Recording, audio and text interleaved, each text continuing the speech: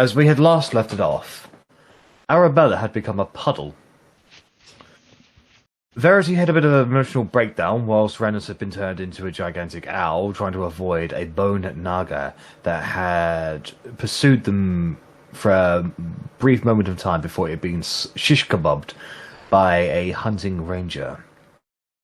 They were escorted away towards the ranger camp, as this person did not really understand what was going on, only that there was a small girl, blue girl, crying over a puddle in the desert, and she felt obliged to help.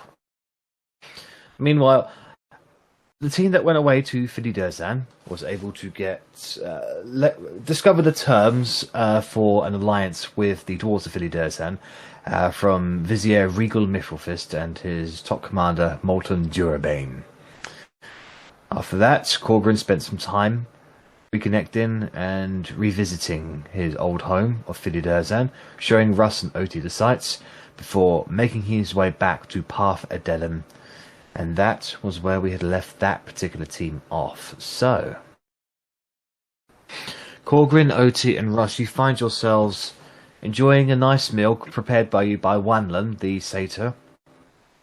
You're currently sitting around the table. You haven't heard back from the desert team for over a day. But as you know, that you received a message from them stating that they were going to be a few days, so it's nothing out of the ordinary. Yeah, so sitting around the table, enjoying your meals. What would you like to do? What would you like to talk about? What would you like to discuss? I mean, for a satyr, his cooking's not too bad, considering they probably don't have any of this stuff in the Feywild. It's actually quite good. Is it more turnips? I certainly hope not. I hope it's not more turnips. Is it more turnips, Jack? No, it's actually it's about what you expect an average chef to make, really. You know, there's bacon and eggs, a little bit of a sausage. Yeah, he's prepared it rather nicely. Is it green eggs and ham? No, just because he's from the fucking Feywild, it's like a. No, it looks like he might have been. You can only assume he's been studying material plane cooking, because it's a very normal breakfast that you're eating. I mean, it's not too good. It's all right, you know. Korgrin's got a bit of a chip on his shoulder. Fucking satyr's cooking better than the fucking dwarf cook, bastard. I'd rather have a chip on Korgrin's shoulder than any chips he makes. The goal. Yeah. You're getting gruel from now on, boy. Not even you can fuck up gruel. Just you wait. He's not there. He's not there. I know. I know. I mean, I don't know about you two, but it might be worth having a wee chat to Reichstag later, just to see what he knows about Goliath. I mean, Ariel was pretty concerned. You know, concerned, semi-concerned, faking concerned, who knows really, about Goliath when she allowed me to scry on her, so might be a use of time, and it gives you an opportunity, Russ, to meet the silver dragon we have in our midst. Wait, what's the Reichstag? Reichstag's a dragon we encountered in Jakai. He was listed as kind of the protector of Jakai, employed by the king, but since the kind of exodus of the half-elves,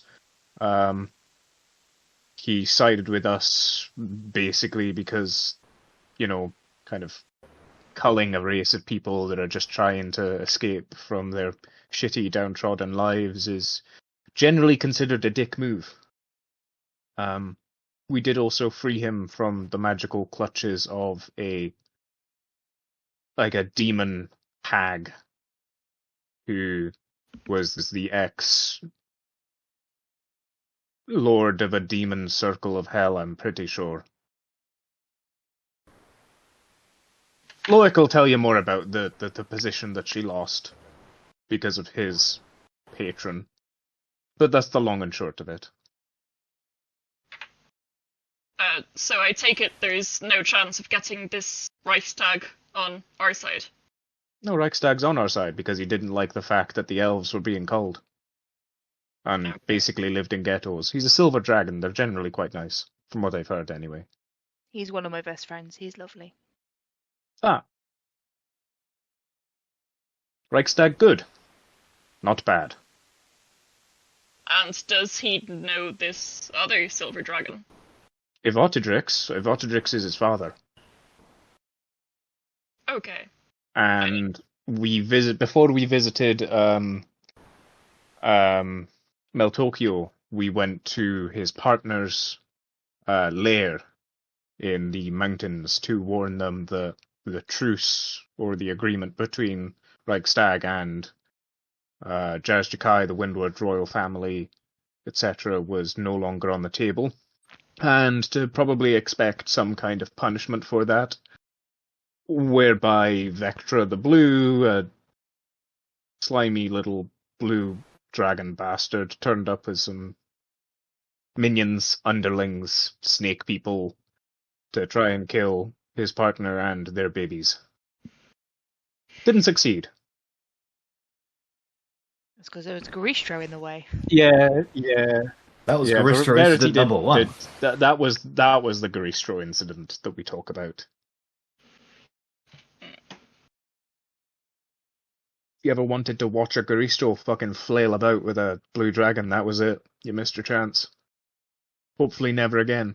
See one flail around with the planetary, so good enough. The only person who saw that fight was Rennas. True. So yes, Everybody else ran away with their tails between their legs. Understandably so, I like to think. But yes, Ivotidrix is Reichstag's father, who lives on Mount Celeste, and Blitwing is Reichstag's partner, also a silver dragon. I don't know why I'm telling you this, you can just meet them later, of course. For what you know, that they had about at least a dozen children together. So, Bound chicka wow wow. Missed it, Rennas, missed it. But yeah, I mean that's just something. I have some things I'd like to scry on at some point today. If you want to be present for that, you're more than welcome to. I can always tell you after if you want to get on with your own things as well, of course. I think we also need to have a word about who the Duergar are and why we all but agreed to kill an entire people. Oh, where to start? Basically. You give it a crack, Otti. Give it a crack. I'll just sit here and sip my coffee.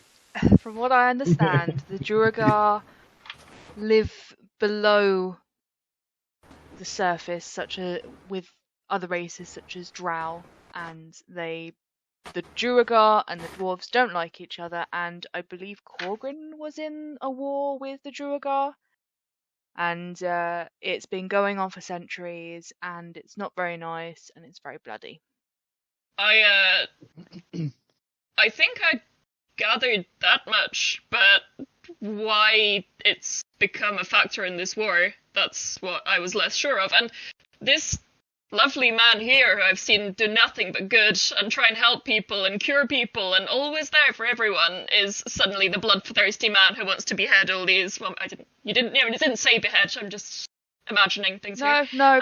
Behead is kind of a polite way of what I think Korgrin would like to do to the Duergar. Pretty much. That's the long and the short of the Duergar war. It's a problem because as long as the Duergar exist, there's going to be war between the Duergar and regular dwarves like myself, the hill dwarves and the mountain dwarves. It is unfortunately something that goes back to, well, I wouldn't say to the dawn of time, but most dwarven history is enwrapped in this conflict. Did you not threaten to kill a baby at one point? Yes. It's perfectly normal. You know, they do it to us, we do it to them. Tit for tat. The Duergar aren't nice. Um, If you'll recall your conversation with Molten Durabane, he said that every single time they destroy a Duragar settlement, they throw the babes from the rooftops. It's complete, total genocide. They do unto them what happens unto themselves. They hate each other and they literally want to destroy each other.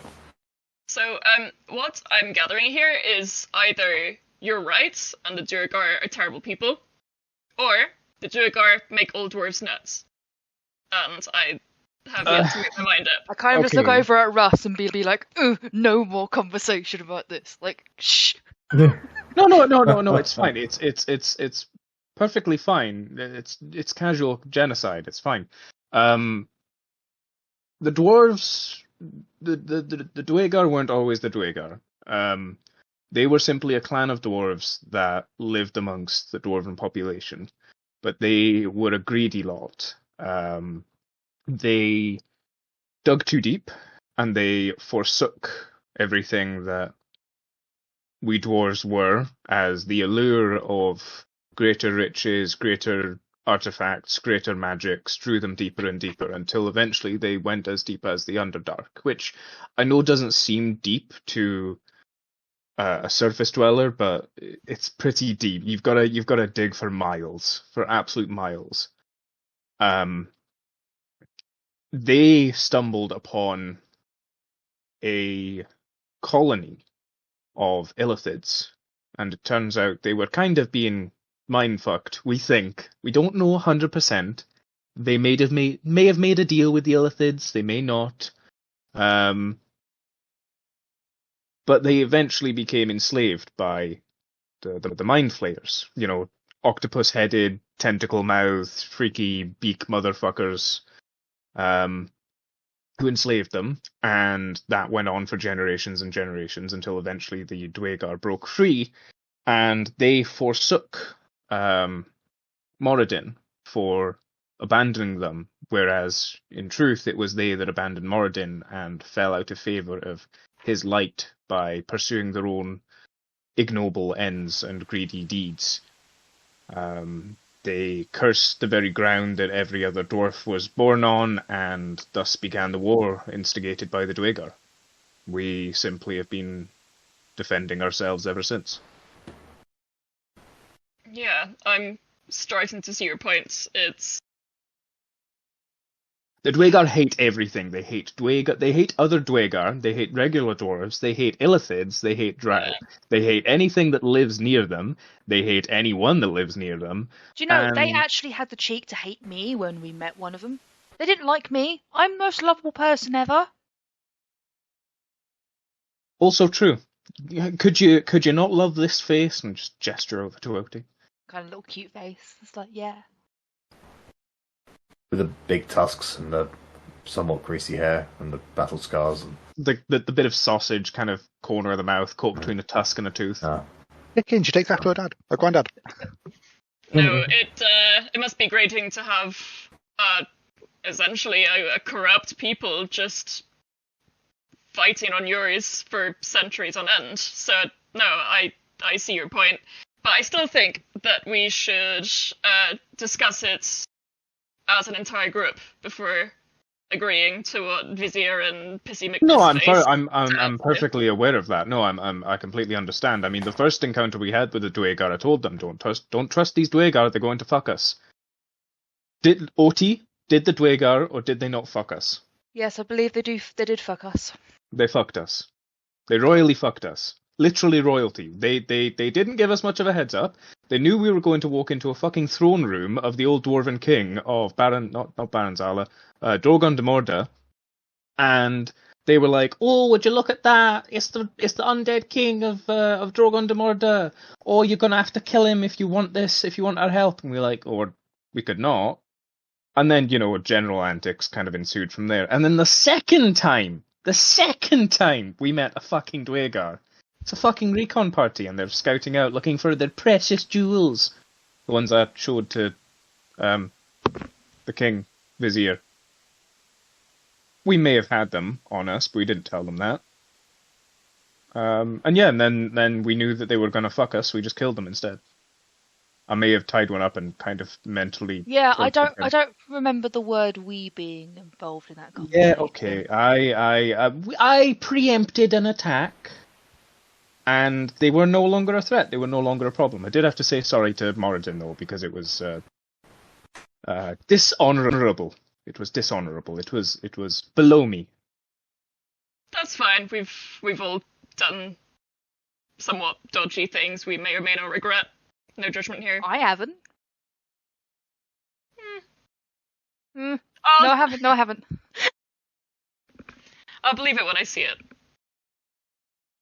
Thinking. Give me a sec. I'll get back to you I on think that one. yeah, I'm the only person who hasn't killed anyone here. You She's did called kinda- the Paragon of Justice for a reason, guys. You did kind of abstain and veto the whole murder Mayor Edgecombe part. Otti is a very law-abiding citizen. She just doesn't fucking like the law. Who writes the law? That's all. Yeah, I'll follow it if it's written down, and but it doesn't mean I have to like it. Yeah, just quite vocal but fair and non-violent. Violent when I want to be, but not Violent in violent. fights. Yeah.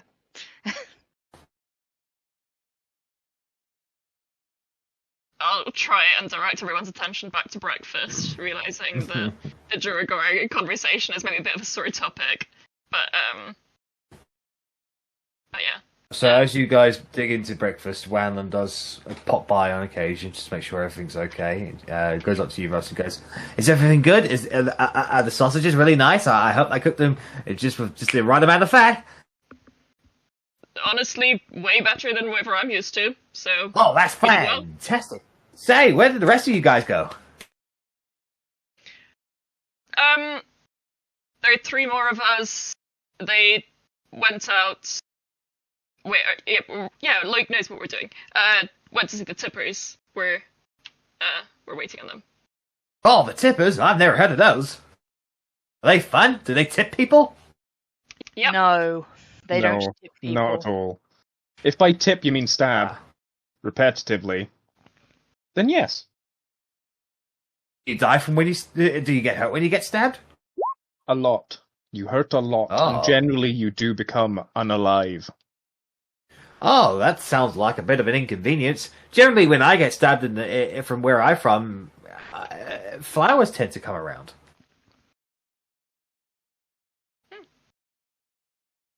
Well, let's just say they're in a quiet area, fairly far away, and we're waiting to hear back from them. Should be How another far couple of away? days. A teleportation circle away. I insight check that. Oh, okay. Yeah, go right ahead.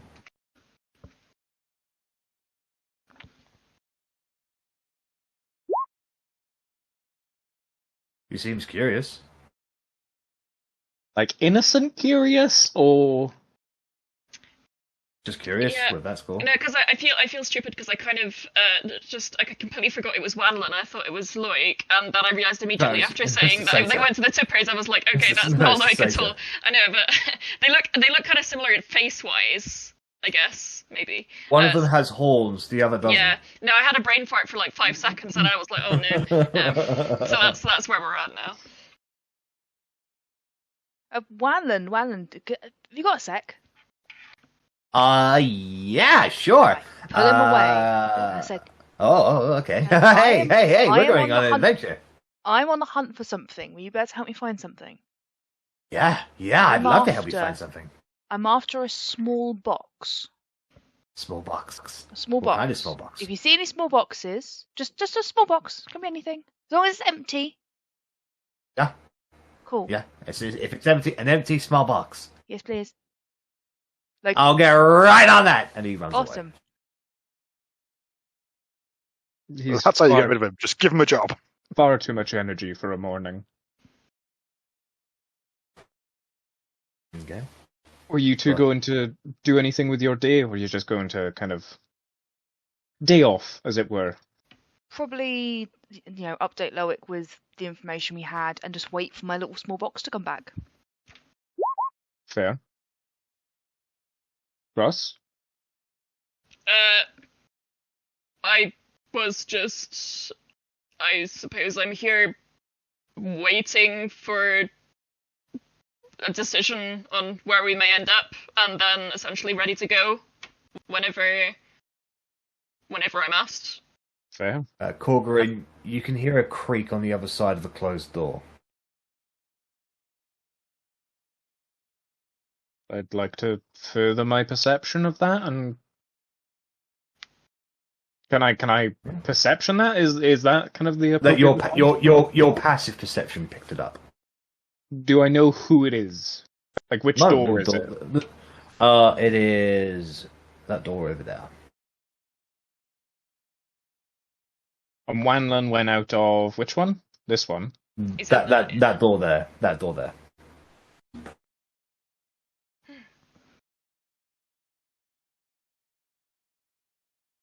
Is there a gap under the door? Can I see little feet? Yeah, there's a small gap. Can't really see anything underneath that gap though, unless you like go right up to the door and go get on your hands and knees.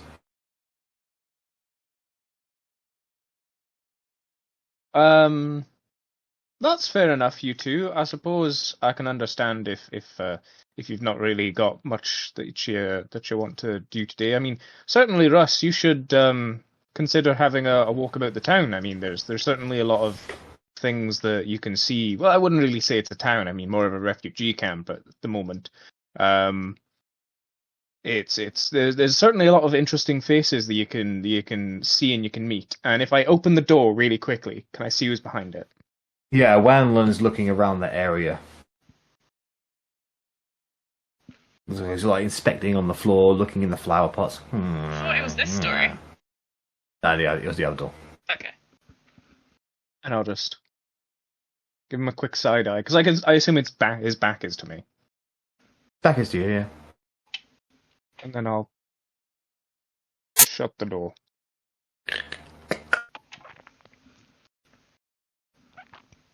I hope I didn't say too much to that dude. I mean, he's our servant, so I'd like to Yeah, hope not. but he's let's just say I wouldn't trust him with my deepest secrets, perhaps.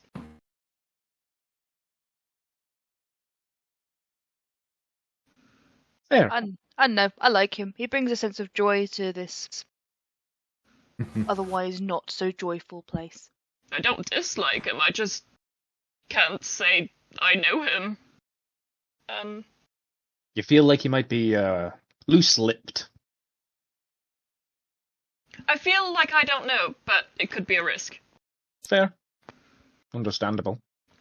I mean, he's given us no cause for concern so far, but I'm normally not included in the whole strategy planning side of things. This is all relatively new to me, but since we're up against so many powerful people, isn't it best to kind of keep our ears on the ground and our mouth shut and get on with things? I suppose Right. Between the six of us, maybe Loic and our allies, but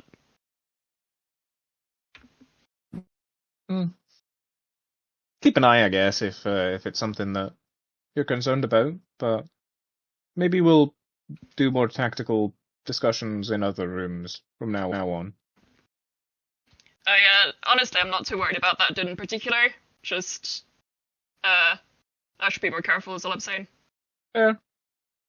I'm going to Vamoose. I've got spells to cast, and I'm sure just great happy times always comes from a good old scry.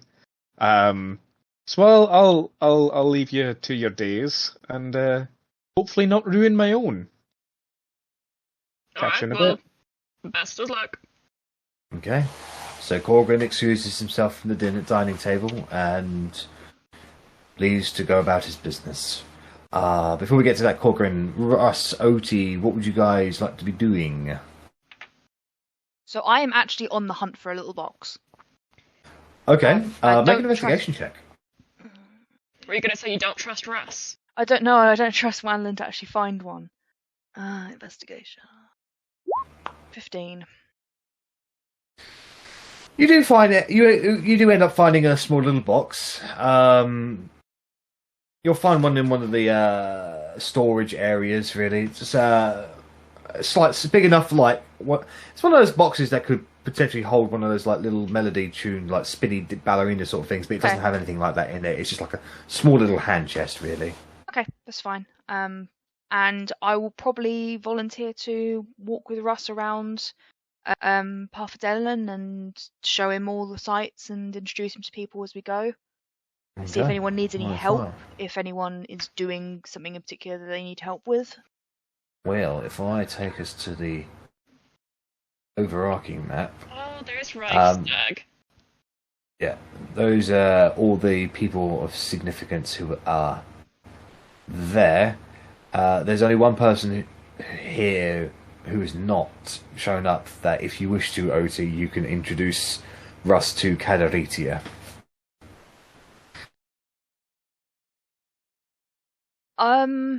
This is the tree, isn't it? The tree man, yeah. I would make the effort to make sure that Russ understands that what this place is. So yeah, I would probably. Right, well, feel free to explain it to her or him. I don't really understand magic too well, so forgive me. However, yeah, I got as far as it's a magic tree. It's Okay. a tree where memories, I want to say memories, are stored. And Oh, that weird thing with the melons. yes. Yeah. Yeah, we went there. You didn't meet him. You know, you've been in that forest. You hadn't been to that specific tree. Okay. There is But yeah. Sorry. yeah, there's a guardian, shall we say, of the memories and the fruits, and they're very nice and very friendly, and I think it's important that this place was shown to us when we needed somewhere, and so I think you should come and meet them. Okay, well, from what I can see, this entire place looks fascinating, so honestly, whatever you recommend, I'm up for it. Yeah, we'll start at the tree. All right. So, Otti makes her way with Russ towards the tree that hosts Kadaritia. Get to that in a bit. Korgrin, what would you like to do? I still assume you're in your fort. Yeah. Kind of thinking back to Philly Durzan and why Korgrin went on this journey to begin with. I would like to try and scry on Travok after the vision that happened in Shoska's magic door. Because he specifically said that he was still That alive. sounds like a euphemism.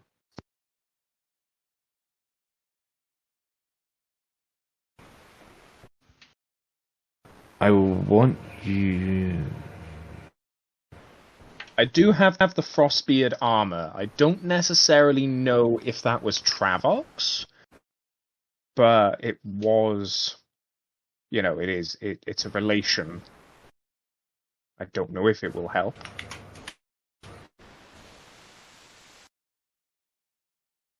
I'm just reading the specifics of the spell now again. Sure thing.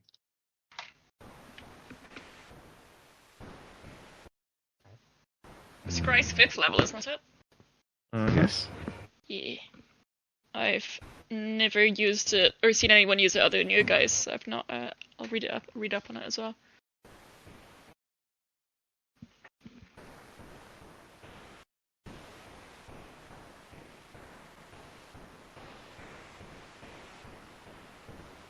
Okay, so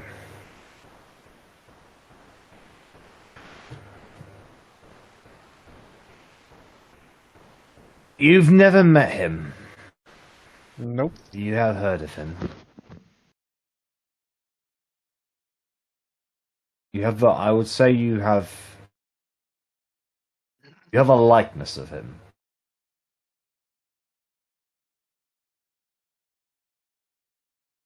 Okay. Again, I don't know whether the Frostbeard armor would count as a possession or a garment. Yeah, I'm giving that as the likeness or picture part of it because it didn't belong to him, it belongs to his clan. Gotcha. So I definitely don't have a body part, lock of hair, or bit of the nail or the like. That'd be concerning. yeah. But also yeah. sexy. He doesn't know you're casting the spell, so which means he does have to make a wisdom saving throw. No? Oh. Okay. So, your vision is taken away. Away from Parthedenum. Across the mountains, across the plains, over the ever-autumn forest that you have been to before. Into flat lands, into marshlands. Eventually, you zoom in to the ground. You see a structure. A castle, maybe. Something big. But you go inside. Into darkness. With candle-lit hallways. Stone. You can hear the dripping of water. And you see a dwarf with long blackish brown hair and beard, only in a loincloth, wounds all over his body. He is being dragged on the ground with his feet behind him. He is not in any chains, but he looks clearly malnourished. As he is being dragged along the floor, one of the people, he has got two people on his side, holding underneath his arms. One of them says, "What do you think? That was a record, don't you? 4 hours. 4 hours. So yeah, beginning to lose your voice there a little.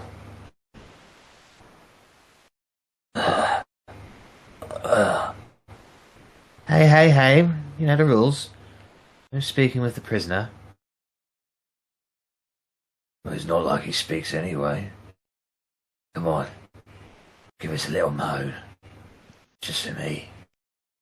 Fuck you." Get him on his feet. The other one hoists him up and puts this Travak on his feet as he gets gut punched. "Don't speak to your betters like that, you filthy little traitor. You would be right there with them, you know, if you had gotten away. Those people that are destroying this country apart. You'd be right there with them, helping them, wouldn't you, if you had your own way?" Are you talking about? Oh yeah, you don't know. You know those people you grew up with? Well, it turns out they've become right royal cunts. But I'm sure the truth sayer will be silencing them soon enough.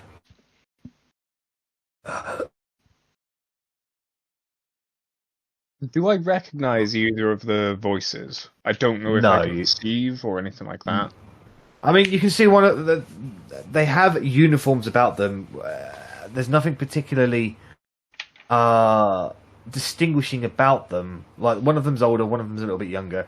The older one who's speaking at the moment has got like a handlebar mustache, and big greasy face, like buck teeth sort of thing. The younger guy, he's got a bit cauliflower ears, like button nose, and like squinted eyes a little bit. He looks quite creepy, to be honest. Human? Yeah, they are human. Yeah. Okay. The older one just goes, "You ready to talk? You ready? We've been waiting." Rennas, Arri, I'll never betray them. I think you will. The truth says, got a little surprise for you. But we're gonna have to whip you into shape. You're getting stronger every day. But we need you a little bit stronger. Come on. And they start dragging him again, spitting on him on occasion. And eventually he crosses over a threshold into what you assume to be his cell. But you can't see beyond that. Your vision is then blocked. Would it be reasonable to assume that this is likely underneath Vorod? You do not know. Okay.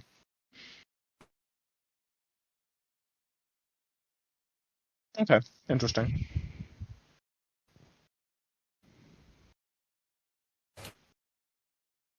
So, your spell comes to an end and you find yourself back in Path of Dylan. Mm-hmm. I will process that for a bit and let someone else kind of take the spotlight for a while, really, while I just kind of take that in. Alright. So, Russ, Otti takes you into the centre of this forest where people don't tend to travel too much to. There's some heebie-jeebies in the air. There's something here, a presence. Hard to tell. It's as if you're being watched by the very trees themselves. And eventually you come to the centre of this, and that's when you realise that all of these trees are simply roots connected to this central one. And this is where the most of those memory fruits seem to be growing from. Each of them pulsating and growing at various lengths. You remember what you were like when eating one, but there are dozens, hundreds here, definitely. All spread throughout this forest. And she brings you before this massive tree. And there's something about it, something... It wouldn't be holy. Spiritual. Something old and ancient.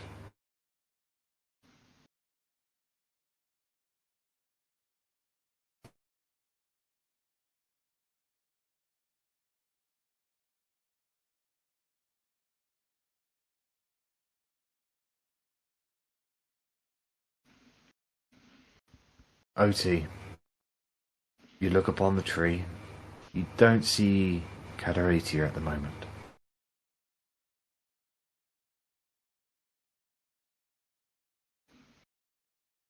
I would just place my palm on the tree and just whisper at the tree. I have brought someone to meet you. Are you around?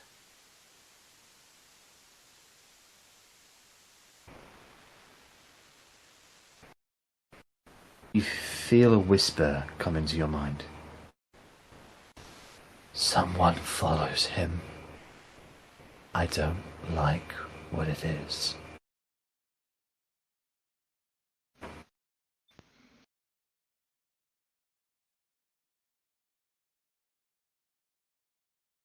Okay. Would you like to pass on a message? He hurt.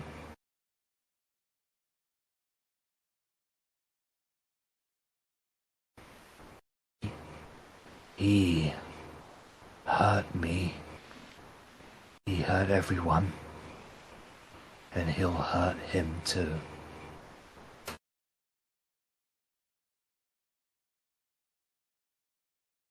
Ross, what did you do to this tree? I didn't do anything. Nice, Why? What? Okay. It's much more of Otti trying to understand if that's he, Yeah. the patron, or he, Russ. I don't even know if it's the patron at this point, but yeah, maybe. Up to interpretation. You can ask for clarification if you want. Who is he? He's had a name. A name since before I could walk. A name since long after I disappeared. Craxamius.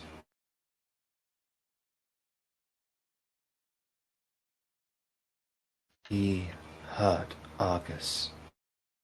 He hurt me.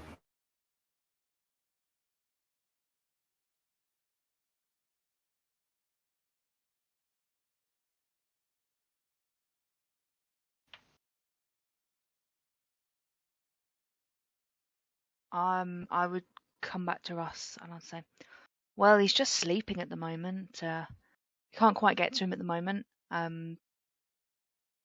me more about yourself, though. Like as we're walking away, what else? What have you been up to? Tell me about your life. So Russell kind of like started babbling and pointing at the tree, like, "I look really cool. Are you sure he's asleep?"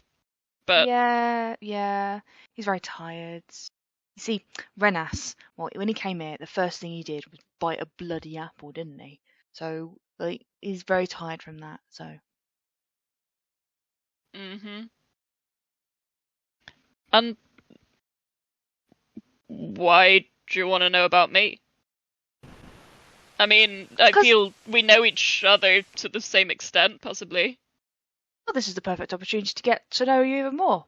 My life is very boring. I grew up in Oakenheath, and I became a guard, and that was my life. And then I've been trying to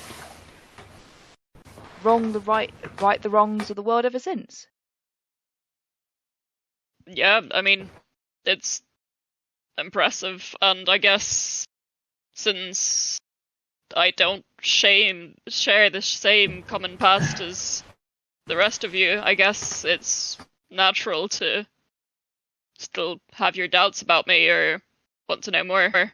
So, I mean, I'll happily tell you bits and pieces. I mean, what do you want to know? If I had to sum it up, I was a soldier. I was raised that way. My father was a soldier. My younger brother is a soldier, and I worked under him for the longest time. Was always kind of under-acknowledged for being too aloof, to, not serious and fighty enough. More, I don't know, I wasn't allowed to play an important role in what's it called, the 4th Army, the 4th Regiment, whatever. The 4th Royal Army. Yeah. Yeah, I mean, we were at war with the Frost Giants, and I was nothing more than a skirmisher, someone behind the scenes, healing up people with whatever I could, never allowed on the front lines. And eventually, as you know, my brother fell under control of Edgar, worshipped the guy.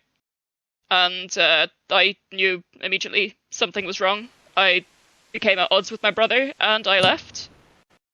And went to Maltokyo, where we met.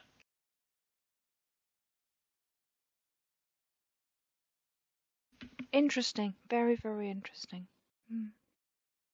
I feel you knew most of that, though. I've caught bits and pieces, but I'm not the talking type normally. And you are. I suppose I am, but this is maybe why I was maybe expecting us to walk in silence. But I welcome the change. If if today's a good day for you, then so be it. You know, I'll happily have a chat.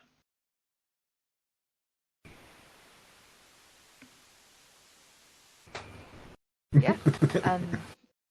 Well, I've got to show you around anyway, so Okay. I can't show you places. At this if I'm point, quiet. you would have left the very edge of the forest, and now you stand on the fields of Puffdale again.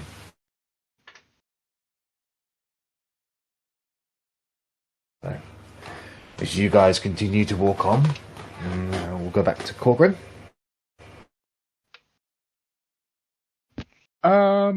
If I could then scry on Zathos. Okay.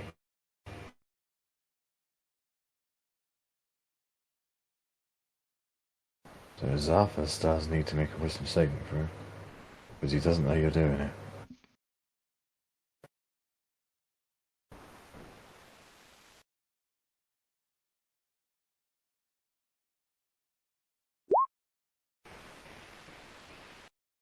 Nine, that's a fail. Okay, so once again your vision leads you away from Parfadellen, up into the clouds, and down the mountains a little bit. And that's when you zoom back in. Not too far away, you get the feeling. Your vision goes through the forests, through the trees, up a stream, until eventually it arrives at the base of a very ancient stone structure. Steps leading up that go into a dark mouth of the mountain. Just before these steps, you see Zathos. He's currently there, cooking a fish that he must have gotten from the stream. Which is currently, he's just eating it, enjoying himself. He's there. He looks different, though. His hair. When you last saw him, his hair was completely wild. Like he hadn't combed or washed or done anything with it for a hell of a long time. His beard was completely outgrown. And just wasn't kept at all. Right now, it looks a little bit more groomed. And his eyes, they look a little darkened, with purpley like veins around them. You watch him eat his fish for about 5 minutes. And then you feel a rumble. Well, you hear a rumble coming from inside the cave. Immediately sort of looks up, puts the fish down, says, "Do we have a winner then?" He gets up, brushes himself, goes to the mouth of the cave, folds his arms and waits there for about 3-4ish minutes. And there's another little rumble. And he goes, "Alright then." He begins walking into the mouth of the cave, and your vision follows him for another minute or so before the maximum limit of the time of the spell ends. Just to clarify, he said, "It seems we have a winner then." Yes. Would I have any possible idea of where he is? The time zone was the same. The clouds are pretty much exactly the same as the clouds you can see. The sun is in the same position. You recognize some of the mountains. He must be close by. I'll make a mental note to ask Loic if he knows of any other ruins or if his scouts found any ruins in the area then when we next Okie speak. dokie. I don't know if you wanted to get the last scry over with, because that one was quite simple, I suppose. Yeah, we can do the next graph. And that was just the teleportation circle in Ilharavel. Yep. that doesn't require any rolling or anything like that. Mm. You can see the circle. It is still there. It is still intact. You can see what looks like a small little critter, an underdark critter, just sort of sniffing around the area, looking for any maggots or bugs to eat. But beyond that, it still seems to be functioning. The little hut is still there. It doesn't look like it's been disturbed since, well, when you guys used it to get out of there. No idea on the passageway, though, if the passageway is still blocked or if that's open. The passageway is open. You'll have to scry on the mouth of that entrance if you wish to know the state of it at the moment. Because you're currently scrying on the area of the teleportation circle. Oh, fuck it. We're not going anywhere today, or at least we're no longer going anywhere today now. I will... That's 2 scries, so that will be... That's 3rd, so that'll be 4th. So, yeah, I will scry on the mouth of that cave as well, just to check if it is open. Okay. It's not completely clear, but it looks like a passageway has been made for single line creatures. Okay, that is useful information. And that's me. Alrighty then. So, Otti and Russ. Is there anybody else you'd like to go visit in Parfiden, or are you just seeing the sights? Seeing the sights, probably, and probably drop by Right Stag. Yeah? So you want to go swing by Reichstag's place? Okay. Yeah, I'd probably try and avoid, like, the heads. I'd point them out, but avoid them because Gatan freaks me out. I don't like Gatan. Gatan really freaks me out. Sane is just crazy. I don't fancy being blown up today. Like me! I still haven't worked out if Istan? Estuan, I forget every time. I haven't quite worked out if Estuan's the person or the cat yet, so I'm really freaked out by that. But I kind of just point them out and explain which heads they are from, and pop by Right Stags. Okay. So you make your way over to... Sorry, Russ, you go ahead. No, sorry, I was going to say, out of character, can I ask, so it all says, like, head necromancer, head divinator, and stuff like that, like, why, like, who kind of employs them? Like, what are they the head of? So in the menagerie, in the capital, the menagerie is the centre of learning for all arcane arts, and just general education, really. It's considered the best of the best schools, and only the top students are able to study there, and anybody who displays any magical prowess can have an invitation to study there. All 8 schools of magic I believe 9 schools of magic, actually. Yeah, all the schools of magic are studied there in individual paths. And say with Estuan, head divinator Estuan, he was the head of the divination class of magic. All of them reported, so each school of magic had basically a principal, shall we say, and all of them reported to the dean of the school, which was Royal Arcanist Knowledge. So Estuan, Sane, Ophelia, and Gatan, they all used to work for Knowledge, who you fought in Meltokio. And then these people have kind of ditched that life. Yes, well, Sane joined up with you guys because he'd been denied combat in the middle of a massive combat, and he kind of got a rage boner for Korgrin, and now is obsessed with fighting Korgrin to the point where he threw away his entire lifestyle because he views Korgrin as his ultimate rival, and he wants to get in on some of that.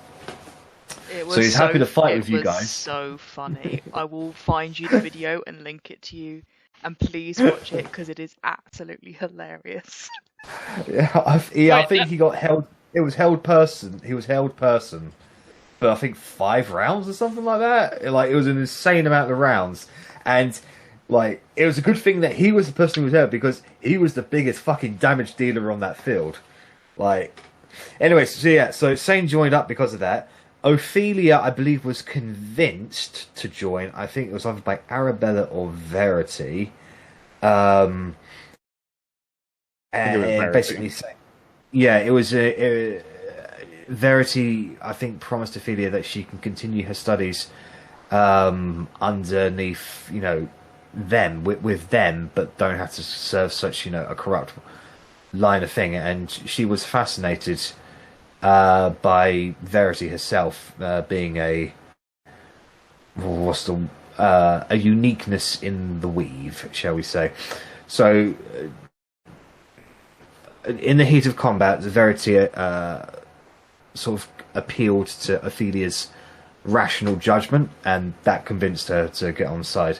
Gatan was saved from an assassination attempt by his former students, and he honours his promises, so he might be a really fucking bad creepo, but he returned the favour by letting you guys get out of there.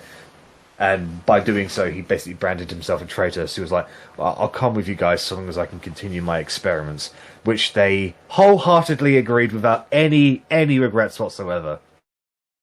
Because all he does is make flowers and rainbows in his lovely, lovely laboratory underground.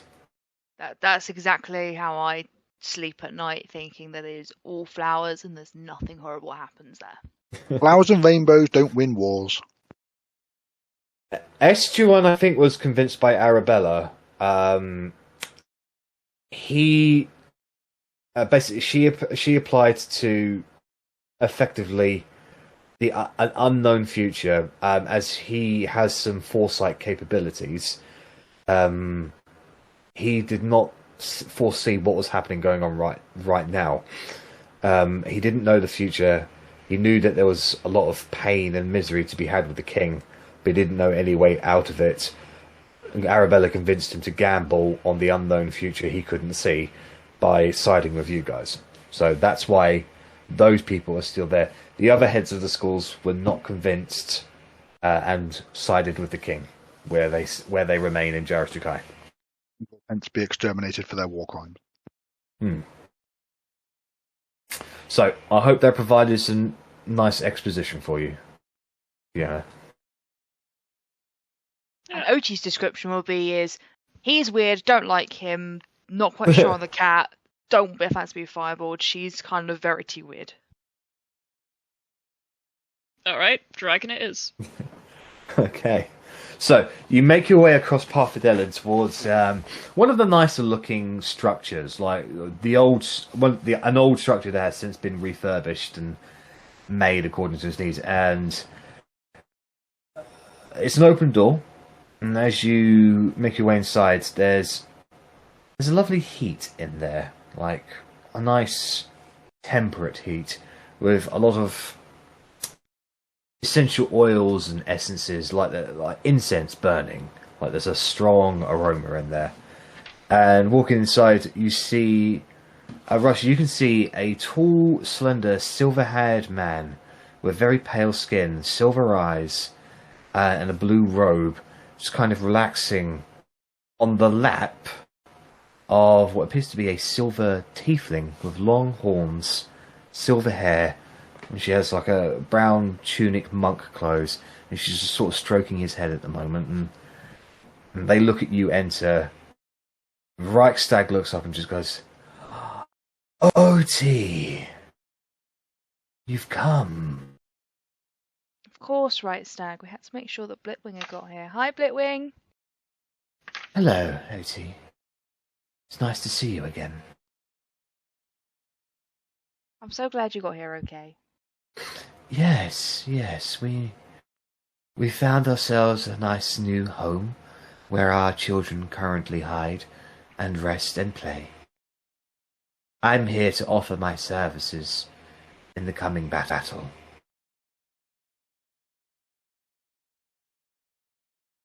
So nice of you, thank you.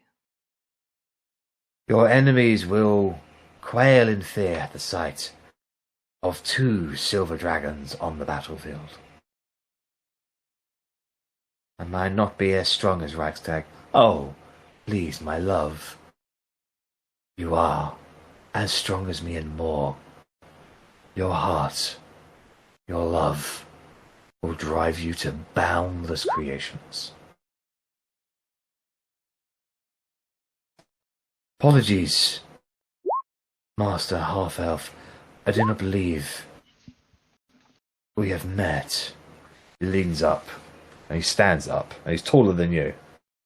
I am Reichstag, formerly the Brave, now apparently known as the Traitor. You side with us in the coming conflict, I assume? Yes, I can't see why you'd be called a traitor. The opposite, in fact. I mean, we're all traitors here. An ancient royal edict prevented my hunting from dragon hunting guilds, declaring me a friend of the realm. But, ever since I helped Madame Otti here, or, as she's come to be known, the Paragon of Justice, escape with her friends in Jukai, I believe I had a hand in getting some of the orphans out. Unfortunately, the king took exception to my allegiance and has rescinded the royal edict, allowing other people to hunt me as they see fit. So, I can only hope that you are not a dragon hunter today. No, I mean, I'm at odds with the king myself. Indeed. I've only known Otti and the rest of her team for a few weeks now, perhaps. But I have only known them a short time myself, and they are fine people. No, I mean, but so far I couldn't think of anyone I'd rather side with. So, we're on the same side, you and I. We are on the right side. Agreed. Well, would you like some tea? I can brew up a pot for you. Can't say I'm any master of it, but I make a brave attempt at it. I mean, sure. Of course, always. Alright. So, Ross and Otti, you sit down and you have tea with Reichstag the Brave and his partner Blitwing. And they are quite lovey-dovey with each other, but there's a deep, deep understanding between them that goes beyond your perceptions. Almost as if they know what each other's thinking. The only thing you can really chalk it up is to the partnership of powerful beings known as dragons. And Russ, you wouldn't have thought these people are dragons. I mean, they're humanoid, fair enough, but should they decide to not be in human form, they would be quite the majestic sight indeed. And you have heard of Reichstag the Brave before. It is a famous name. He has always been known as a friend to the realm. Mm-hmm. So, is there anything you specifically want to discuss with Reichstag, or are you just wanting to hang out and have tea with him?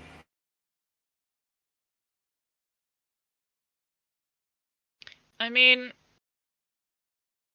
kind of out of character, this could be a good chance to find out about Ivotadrex.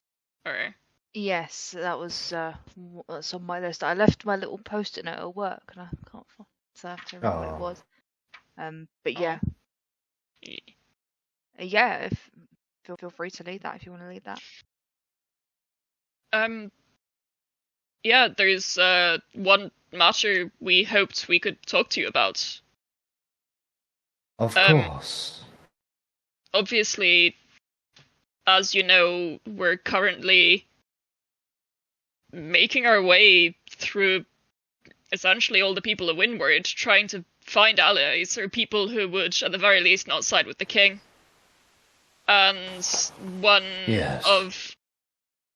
We were informed that Ivotadrex was Ah, yes. maybe my as of father. yet, yes, maybe as of yet unsighted. Wait, that's not a word, is it? But you know what I mean. I can promise you an introduction with my father, if you so desire it. I cannot guarantee you that he will help in your struggles. He is known as the Peace Scriber. It has always been his way not to get involved, but my last conversation with him, he did not agree in principle with Argonef. Now, matters at the time prevented him from joining the war, but I do believe if the Demon Lord was involved, maybe he would take a stand if convinced. That's what we're hoping. I mean, not taking a stance in this position is almost admirable until you think of the consequences of, yet again, releasing Argoneth, in which case, all benefits from not siding with anyone will be lost. So it's kind of all or nothing in this situation, really. If you wish to go see my father, let me know. It will take many weeks by boat to get him. But Blitwing and I can take some of you. It will be a 3-day fly there. That would be fantastic. I mean... Would you like to leave now? I'll look over at Otti, kind of like... because I'll just be kind of like pointing around being like Yeah, at the very least we have to go and grab Korgrin from the house. What I'm thinking of doing is possibly if we come back in the morning with a decision, is that okay? Of course. Well, my father isn't going anywhere. He's been in that mountain for centuries. So, he can wait. Yeah. Just keep in mind that if we do go to see him, it's a 3-day journey there. However long we spend there, and then a 3-day journey back, unless you have other means to get to a place instantly. We have some ways, but I'm not sure how they'd work in this particular situation. Yeah, Korgrin is Korgrin and Verity are the people of moving locations and things like that, so they'd be the people to speak to. But we can have a word with them and see if there's a way. Of course. Well, if my father was to join, it would be a mighty ally. I am powerful for a dragon, but to reach anciency is another endeavor entirely. If Ortodrex, the Peace Scriber, reigns supreme over all silver dragons, and there aren't many of us left in the world, but we are there, and all of them answer to him. Is there anything that we shouldn't mention to him?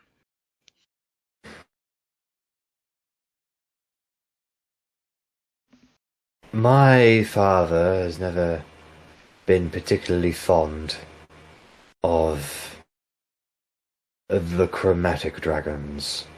I would avoid mentioning some of the ancients from which he has had disagreements with in the past. The first dragons to come to mind is, of course, Aurora, the freezing embrace, Morton, the insatiable, and... Wait, where is it?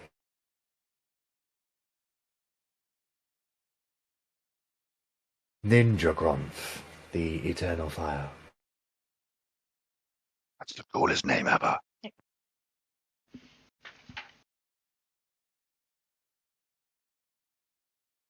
What about Goliath? Goliath the Mighty is... He is a powerful red dragon, but he is not he has not reached anciency yet. Ninja Grumph is the greatest of all the red dragons. However, I heard that he spends more time in the Fire Realm than he does in his lair of Mount Etheria.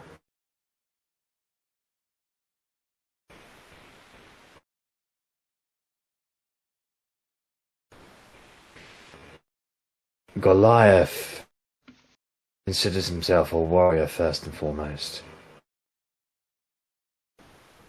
Whereas he is obsessed with wealth and power, gems, as many of my kind are. He holds battle in almost the same esteem as gems and artifacts. Red dragons are forces of nature. They bring about great destruction when angered, but is often targeted, controlled. Goliath has all of those, but there's an added sense of cruelty to it all. I saw his handiwork in the last war. And he raises his arm and sort of pulls down his sleeve where you see this large scar just on his forearm. He was also the one who gave that to me in the Battle of Red Sky. He does seem like a powerful, almost terrifying foe to have, and you're aware he doesn't side with us. You would do well to not underestimate Goliath, but also understand that much like any dragon, he can be killed. You wouldn't believe so, but he can. Well, if you have any tips. Go for the heart. With something really pointy. Try not to burn him.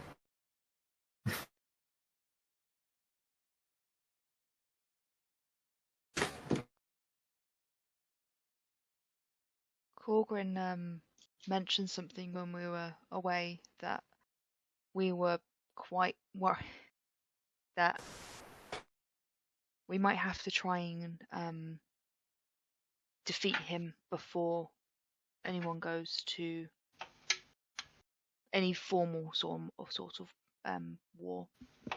I don't think that will be possible. He'll only come out in a battle.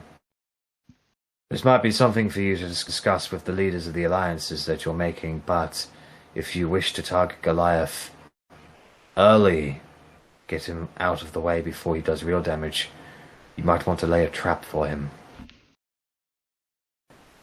And the only way to lay a trap from him, unfortunately, is to have a battle to bait him in. Okay, that's food for thought. I only speak of his actions from the previous war. Maybe he has matured since then, but I doubt it.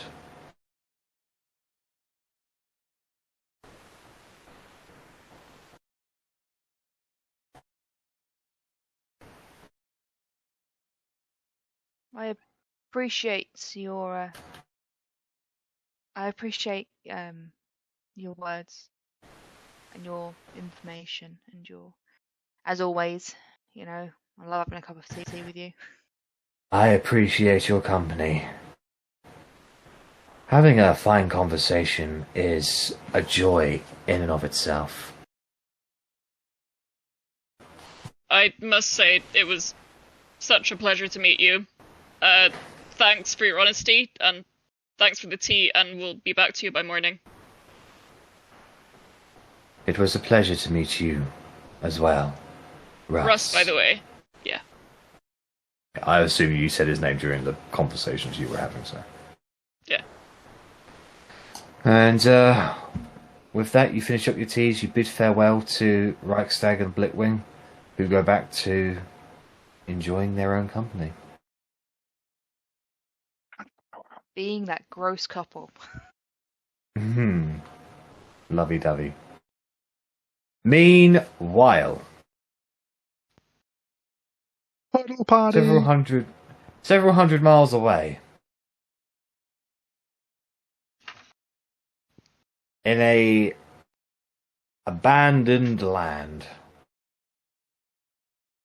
where the winds are high, the sands are endless. Verity has been bawling her eyes out as she's been escorted by an individual from the Rangers towards their camp.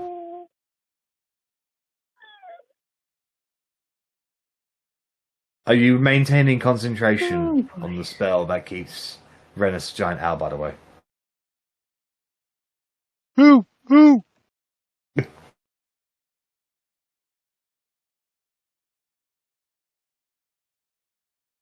I think I would have dropped that at some point. Okay, so distracted right now. My sister's along the way, Rennas, you turn back into a regular-sized person, along with the intelligence of said person, and you go to. I'm probably smarter than Owl, to be fair. And you realise Arri is a puddle in a jar. Do I realise that? All I know is that as I was turned into a giant owl, Arri disappeared. I've just assumed that Verity's turned her into something else, and that's why I've been hooing for the last 10 minutes trying to find out what you did with Arri. She's in the jar, Rennas. What? Why is she in the jar? I'm sorry. What? You were just a owl?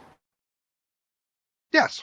I turned her into No, a I'm not. puddle when I turned you into an owl, and then she fell into the sand, and now I've got a jar of wet sand. Why did you turn her into a puddle? I get why you turned me into an owl, but why did you turn her into a... How is that helpful?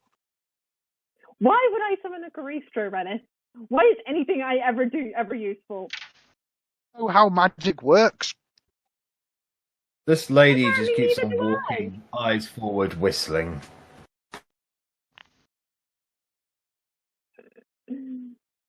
I'm going through some... And guess what, Rennas? Not only did she turn into a puddle, everything she has turned into a puddle, which means the sending stone is now a puddle. Everything's a puddle. I don't know what to do. That's useful. Rennas isn't here. No, Rennas is here. Korgrin isn't here. Oh, wow. So there was me thinking someone actually wanted me for a change, and I was happy to say I was here, but Can no, you just undo everyone just wants puddle? Stop. Can you undo a puddle, Korgrin? No, Rennas. No, oh fine. my god. Sorry, guys. I've been like so ill the last few days. I mean, Renna's on the bright side. Now they're both blue. Mysterious lady of the desert, can you undo a puddle? It is finally a family likeness. I can't say I do know anyone who's a puddle. We're nearly there, just around this ridge, and we'll get you some water, okay? That's all you need. No, sorry. Triggered. But the word water, you just...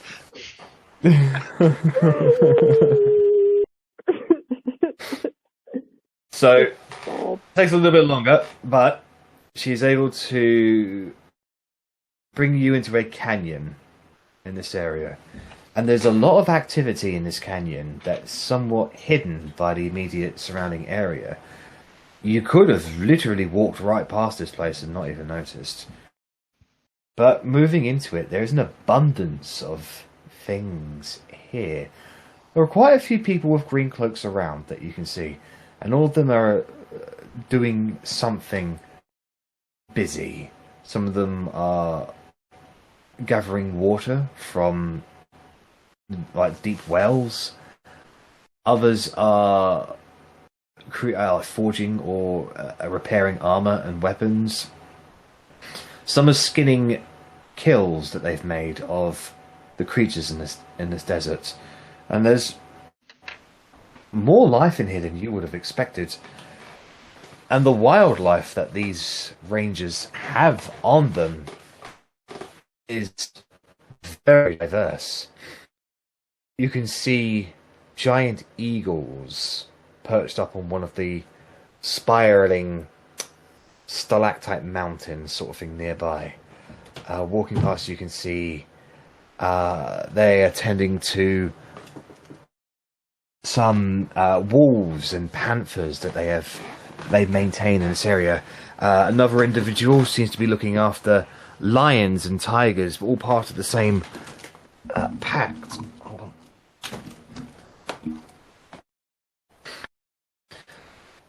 You see hyenas, but gigantic ones. They are consuming the bones of the slain, hunted creatures. That they when they skin them and use whatever meat they have for them, they give the bones to these hyenas, which seem to consume them. Lots of camels, like shit tons of camels, entire herds of them out on the plains and around. You also see big, beefy, hulking creatures, grey skin, massive horns on the ends of their noses. You know them as rhinos, but they are matted up. They have riding satchels on them. Even some of them have got accessories to their horns and the likes. Flying overhead, you can also see giant vultures. You can see some of these rangers riding on them, just scoping out the immediate area. Keep on going past. You go past a particular canyon that has got an entire herd of zebras in here that these rangers seem to be maintaining. And then on occasion, you'll walk past an individual with a dog. The dog will give... they look different in a way, like yellowish, tough fur sort of thing. They give you a bark. They come up bounding towards you. Their master or owner will call out to them, and they will bounce out of existence and appear by their master at the heel ready. You continue. How do you feed this whole zoo? We're in the middle of the desert.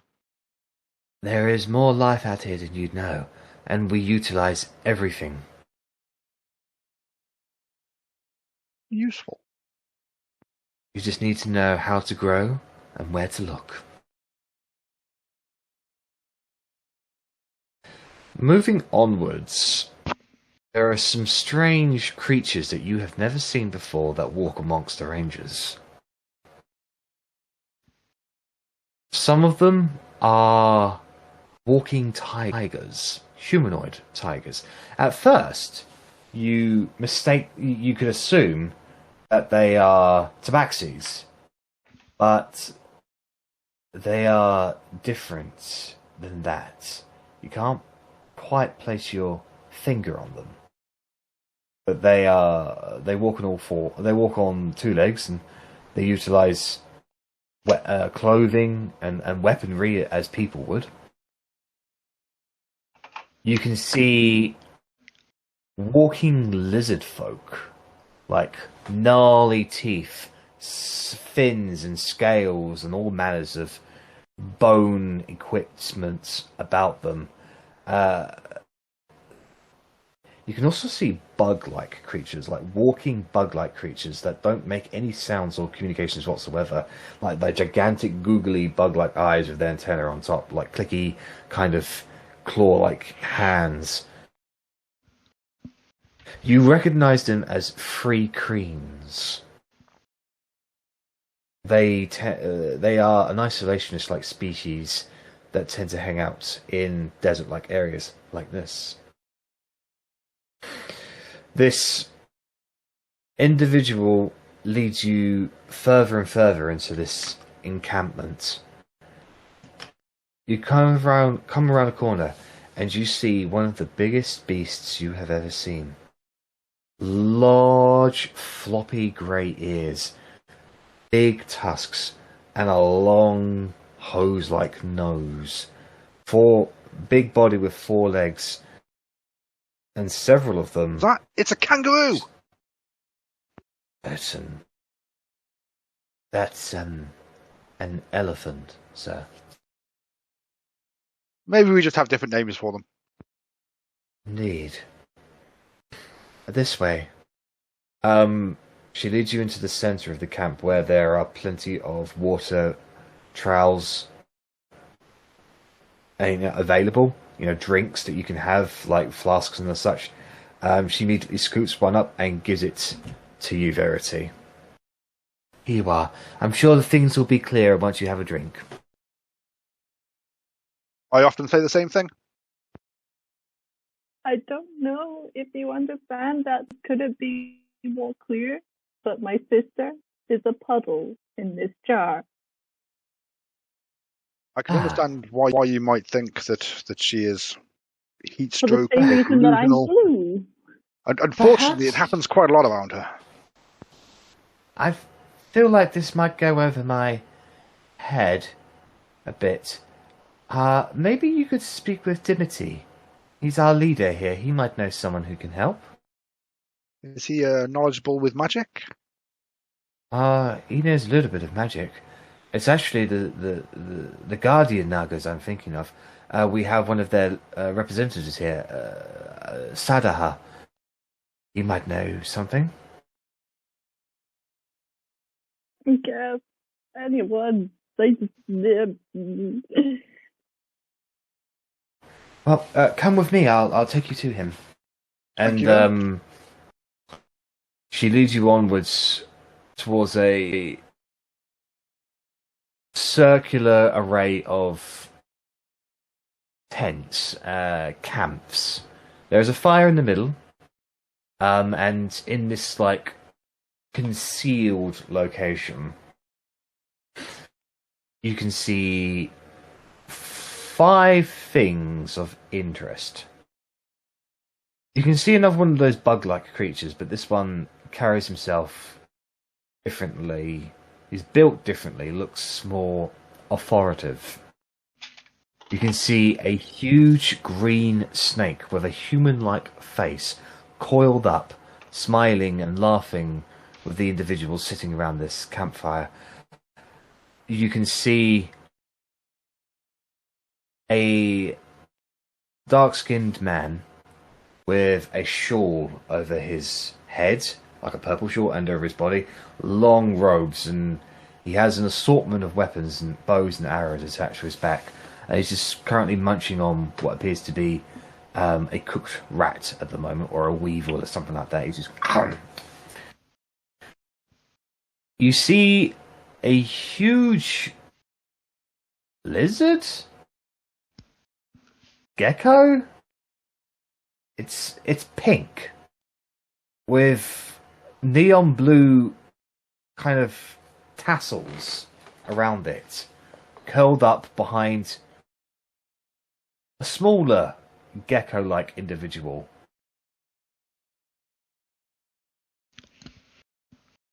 Has Everyone greenish loves like weird creatures. has greenish like skin and a few black dots. It's interesting to say least. You think it's a lizard folk, but it's hard to tell.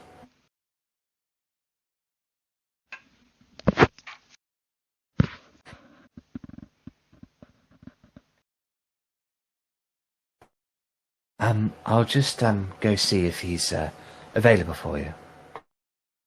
Thank you very much.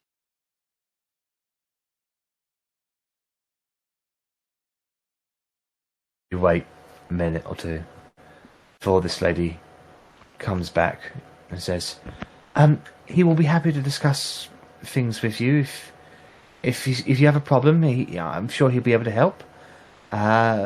Please make yourselves at home here. I will sit down, taking furtive glances at the guy with the purple robes and lots of weapons. Hmm.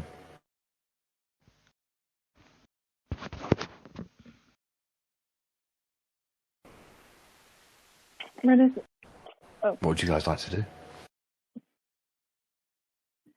Rennas, why I don't doubt your capabilities. Arri was supposed to help us get in with these people. She's kind of like on their level.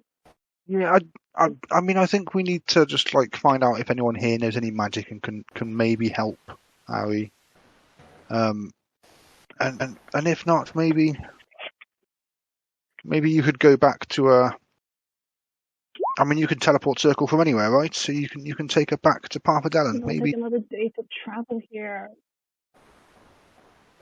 what will take a day to travel here? Like even.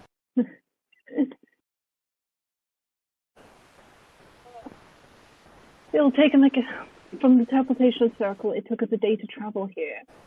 So But you could take Arri back to Parfadellen. Yeah, but then it will still take us another day to get back here, and I don't know if that's another day we can lose. Well, I mean, I could stick around if I could help things out. If not, these seem like lovely people that I could happily spend a day or Barry, two with. why are you travelling? What are you talking about? This- What's in the jar? This green lizard thing has come up to you. Why are you here? Why are you blue? Why is your hair all silver? I've never seen you guys before. Why are you here? I mean, we just kind of stumbled across you guys. We were being chased by a giant bone thing, and then one of your friends caught it in a trap, and all was good. Stumble I mean, across we something were in a kind desert. of looking for these guys. I mean, we're looking The for giant you. pink lizard thing follows this greenish lizard thing. This is my friend, Kapesk. Isn't she cute? She's really, really, really pretty. Don't you think? Is she particularly good at stealth? Because she doesn't really look like she's built for stealth in the desert. She should She be. strikes a lizard? she strikes a pose, and the neon lights kind of brighten up a little bit, and it honestly takes your breath away. It's quite awe-inspiring. She kind of stuns more than she hides. Fair. I can see that working. This is a tiny lizard with a pet lizard. She's not my pet. She's my friend. She's my battle buddy.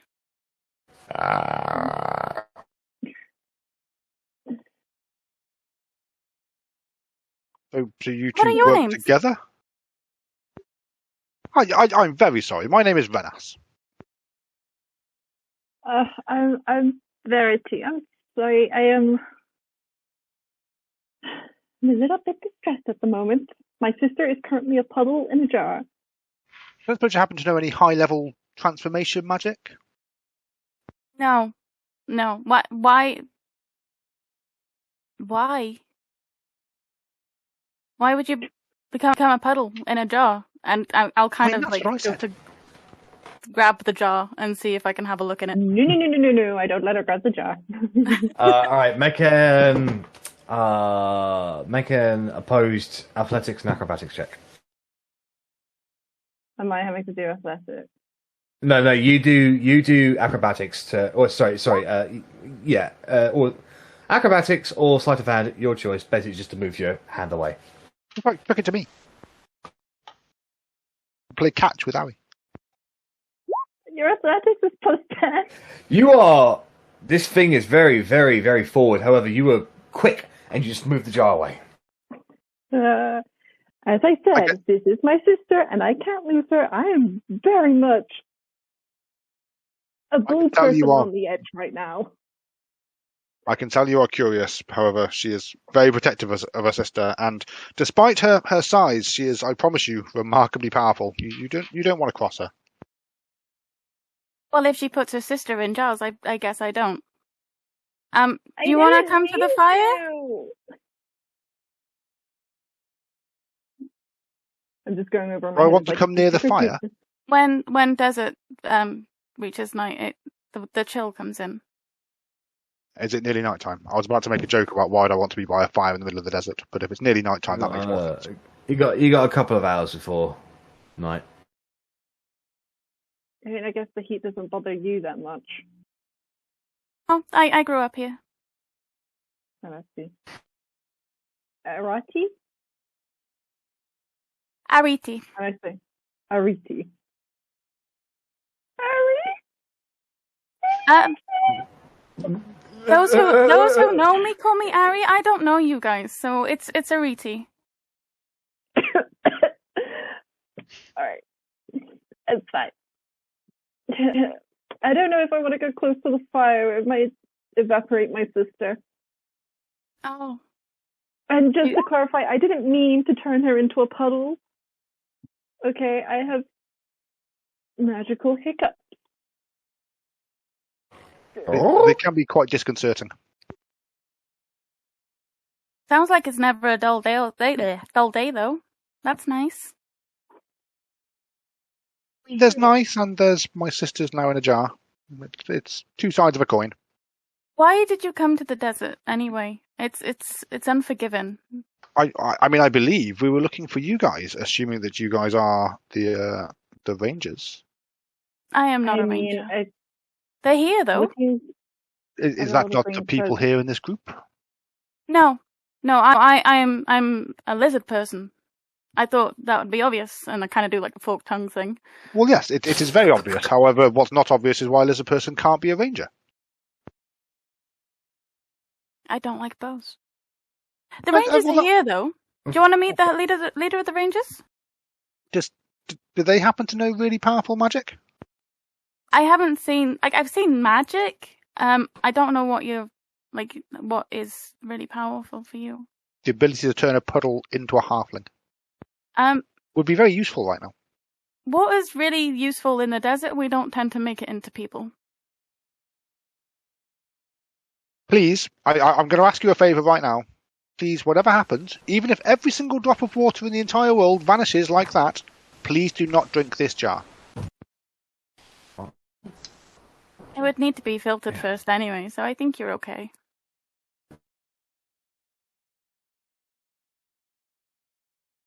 Did you want to meet Dimitri? I think that could be good. If nothing else, they will know if there's anyone here who can help us. Maybe. They know more of the magic wielders than I do. Magic isn't very common among my people. I think I'd like your people.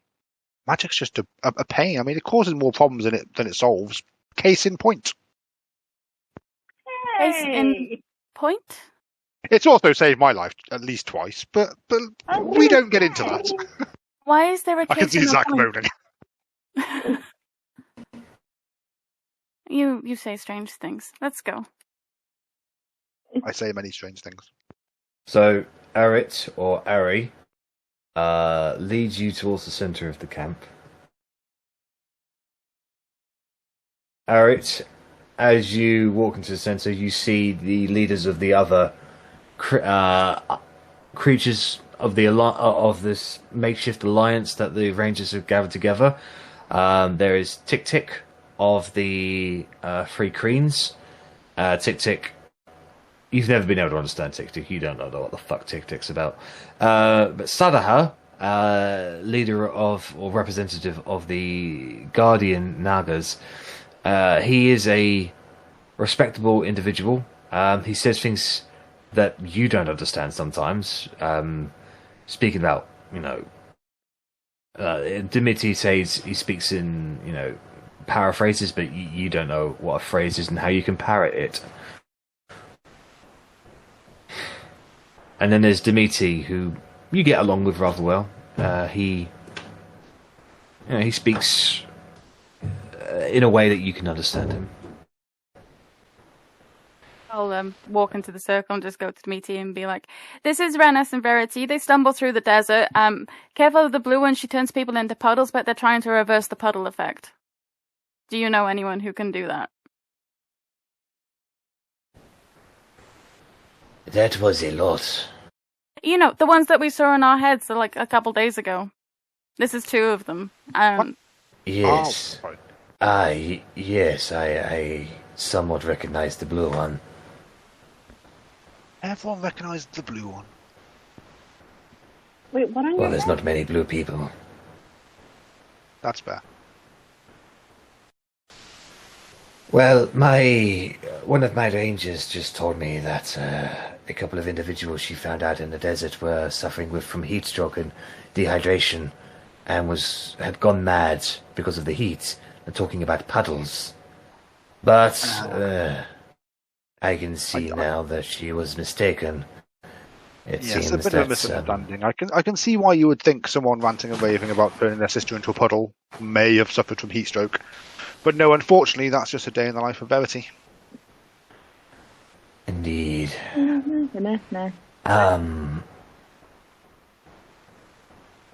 Is there anything I can do to help? I mean, do you have any strong magic, any transformation magic, any reversal magic? Magic's not really my thing. You're better off discussing that with her. But we have our magic that helps us hide, helps us track, helps us hunt, but nothing like that. Do you happen to have like an unbreakable jar or something that I can put my sister in? I'm scared. I have a gourd. Is it stronger than a jar? It has to be, otherwise the sands will break it apart. Is it empty? Could we possibly been with me for a lot? 1 second. He uncorks it. It is empty. Here you are. Does anyone around here know control water cantrip thingy? No, but I have very steady hands if you'd like me to do the pouring. Make a dexterity check, Rennas. I do have very good hands. Watching in fascination as they transferring sand from one jar to another, not quite understanding what is going on. How does Arri feel about being transferred from a jar to a gourd? Worried, like worried I'm gonna lose a bit of myself. Arri turns yellowy orange. Yeah, no, I'm gonna take her away and just be like, I'll just keep her in the moonshine jar. Probably safe, even though my hands are steady, my luck is not. I mean, just knowing my luck, some random chance would cause me to drop Only there it. was a feat for that. Well, I'm grinning. welcome, at least, to the Frontier Rangers. I can't say I have not been expecting you. Rumors get around, and I have a few friends outside the desert who keep me apprised of certain going-ons. Surviving cave? I was gonna say the exact, sorry. Surviving cave? I mean, his real name's Cole, but the old man that lives in a cave just down there, and I'll point you in the direction. Oh, yes, the cave hermit. Yes, I know of him. Oh, God, No. I think we mentally broke him. He's not one of the people that I personally keep in contact with. We make sure he's alive every couple of weeks. But he seems very, very dead set on staying in his make-believe fantasy. So we let him. He has no danger to us, he's no danger to himself. That is very kind of you. Check in on him, because I feel like I may have done some irreparable damage to his psyche before we left him. I'm sorry. I can send somebody in to make sure that he is okay. I have no issue with that. Thank you. Mm-hmm. So I must ask, why are you here? Well, we came out here searching for allies and had heard rumours of a ranger force out in the desert. That this was not quite what I was expecting. Well, you're a little bit too late to the punch on that one. The king's man's already come by. Well, I mean, We're not working for the king. Yes, I got that. helping in the heads his where we name- fought the king's people. His name was Nicolo. Yeah, he swung by a day or so ago. You mean the coward that hid like the most cowardly thing ever, while his minions lost to us? He came out here and said, "What? Do you want to help the cowardly pussy that can't fight for shit?" I actually came out here with an offer. And what the offer was response that? to his offer? Well, the Frontier Rangers have spent the better part of 3 decades trying to cleanse the far lands of demonic corruption from the last war. Undead, corrupted beasts, and other such monsters roam these lands. Now, we have made some lands safe again, but there used to be more lagoons, more villages. There used to be hundreds in the past. Now there's barely 2 dozen settlements this far north. We were approached by this Niccolo, because he offered us the king's resources to revitalize this land and truly purge it of demonic corruption. We're using the knowledge that they've gained from demonic studies to combat the demons. Well, I mean, you understand It who was it was that brought the demons here in the first place and is trying to bring more demons here now, right? I mean, those are those are very, very big allegations. One thing I know for certain. Look, one thing I know for certain is the king is very rich and has a lot of resources, and he has ignored this land for very, very, very long. His father before him, too. I'm going to speak to you plainly as a standard person. I've spent my entire life knowing people that had lots and lots of riches, and I've spent my entire life taking them from them. This is what I am going to do to the king. If you side with him, you'll be siding with the losing side. Well, look, we don't have to come to blows over this whole thing. The Not king at has all. promised us... No aggression. Look, the king... Yes, my apologies. Like, why do you think it took them till now to offer their resources to help you? Well, I think We've only because just begun yourself is... our campaign. We are trying to undo the damage that the king has done. He is manipulating you now in order to try and get you on his side because he is nothing but a phony after nothing but power and to raise Argonif to worsen the lands further. Just throwing it out there. His actions don't follow up what he's offering. Just throwing it out there. Just throwing it out there. As far as I'm concerned, the king doesn't even exist out in this land. There's been no contact with Jarus Drukai this far north in decades. So, really, all it is borders on a map. He has no influence out here. He can do whatever the fuck he wants in his capital. So is it...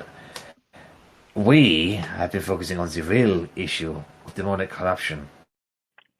Now, if he comes to us with an offer saying that he can help us, well, unfortunately, I don't have any choice but to initially agree because we have been losing this fight.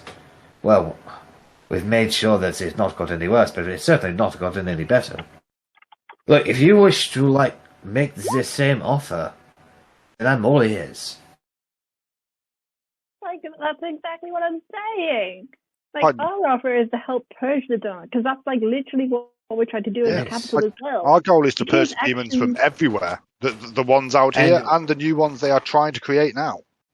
And what resources do you have currently to make this happen? Well, we have Mol Tokyo on side with us. We are working, gaining Dwarven. We have sent. How many years of demonic education do you have? What's your qualifications in demology? Well, I fought several demons and I'm still here. That's my qualifications in demology. As have I, and yet the black box keep on coming. The corruption keeps on spreading. Sorry, it sounded like you were about to go in for me then.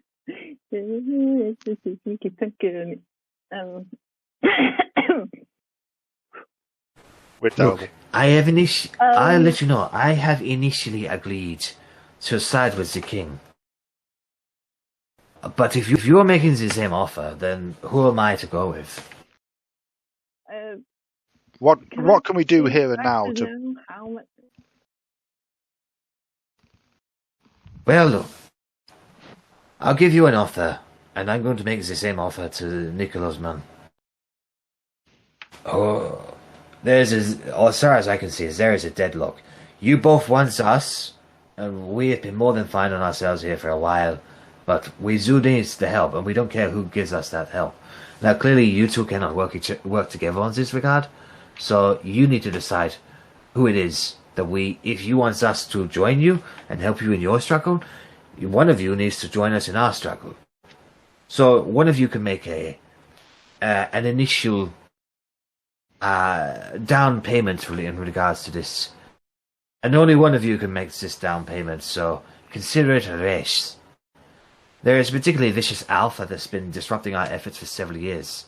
If you can bring me the heads of this alpha, you'll get our favour, and I will make this same offer to Nicolo's man. So is this a hunt? And you only require one of us? I mean, that could work out well if Verity has to return back to... This, I'll let you know now. I am a very skilled, capable individual, as are my people here.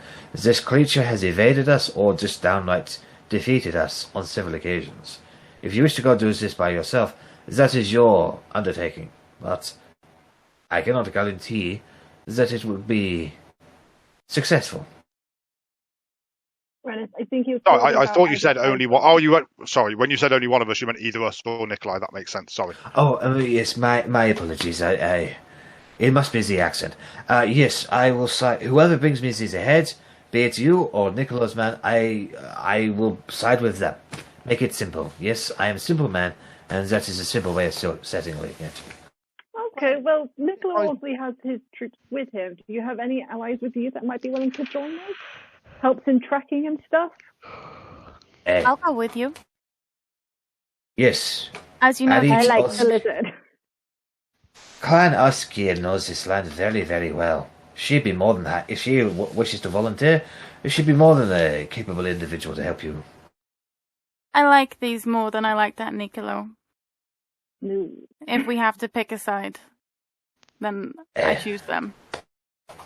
If you can help us track, then I'm sure we can. Sahada, do you have an opinion on this matter? I think that we should do what is right. What is right, though? That is the question. What is right is helping this land. Do you all agree? Absolutely. And whoever helps us with this land, that does make no difference to me. Tick tick. Do you have say on this matter? Yes, I thought as much. Damn it.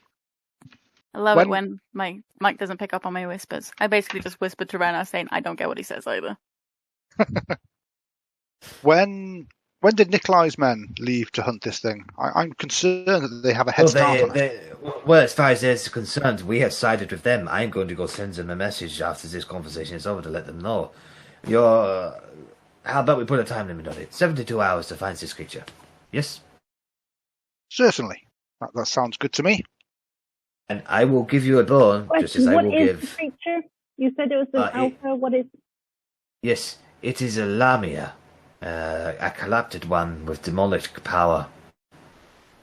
She's able to command the bone nagas in the area. We hunt them, but she's able to create more. Unfortunately. Do I have any studying of nagas? Of what, sorry? In my time. Like, do I have any, like, have I ever studied Nagia, you said? Naga.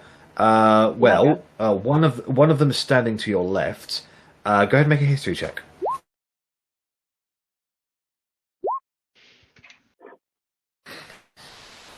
The Nagas are genuinely immortal creatures. They are some of them are considered benevolent guardians, other of them are considered cruel dictators.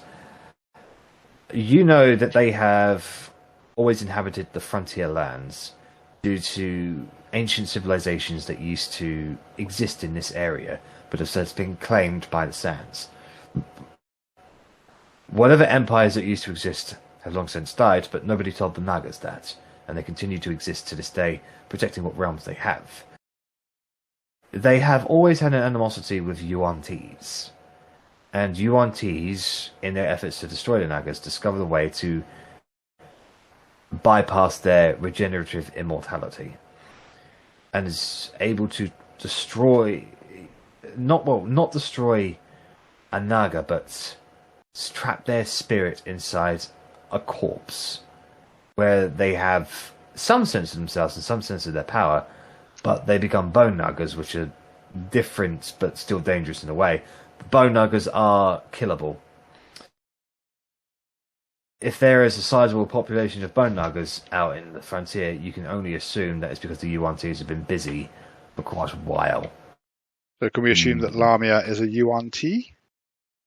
Lamia is a creature. Oh, okay. Sorry, I thought that was the name of them. Okay. Lamias are generally nasty, vicious creatures that enjoy seeking discord and havoc amongst people, but they also enjoy being treated like gods and goddesses. Like they surround themselves with minions and such to make themselves seem more important, but they are generally just vicious creatures.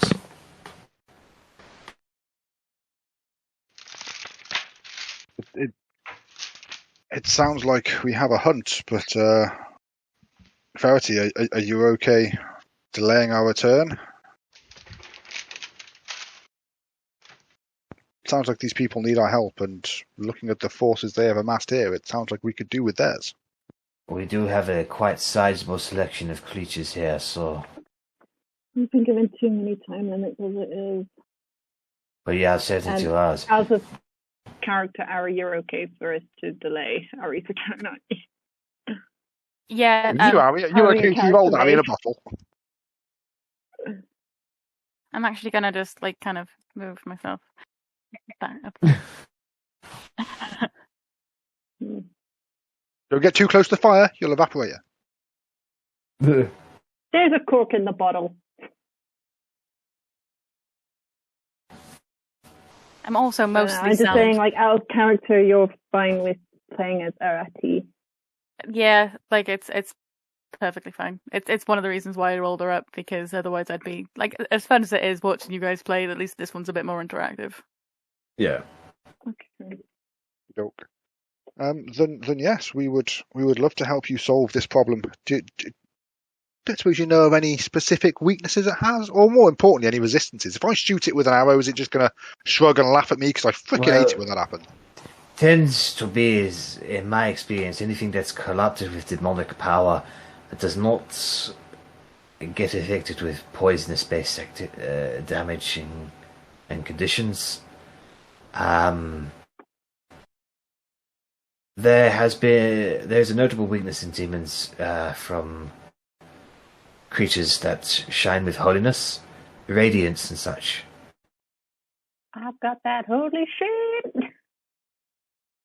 Can you do holy shit very Yeah, of course you can. Yeah. I would also warn you that the reason we have not been able to get to the Lamia is because of her bodyguard. It's not just bone nuggers that she commands. She has a protector. Something I believe she has charmed. It's fucking Bunyan. If it has been charmed, can we de-charm it? Is it likely to turn against them? I don't think it is a magical charming. Cyclopses are notable idiots. Okay, I have a lot of experience dealing with idiots. You should meet this dwarf that I work with back at home. It's time to work your elven charm on a cyclops and get on my side. Well, he tends to throw boulders at people as soon as he sees them, but he has very, very poor depth perception. We usually are able to sneak around him, but... I was going to say, flying for a cyclops not very... Well, if you don't mind, I'm going to go give the message to Niccolo to let him know that the king's arch nemesis have turned up and they've made some offer. So you have hunt on the way. If you want our creatures, if you want our alliances on your side, bring us ahead of this monster. I mean, Rennas, you could just let the king's men do it and then steal the head of the king's men. Almost like we're in sync, Verity. Let's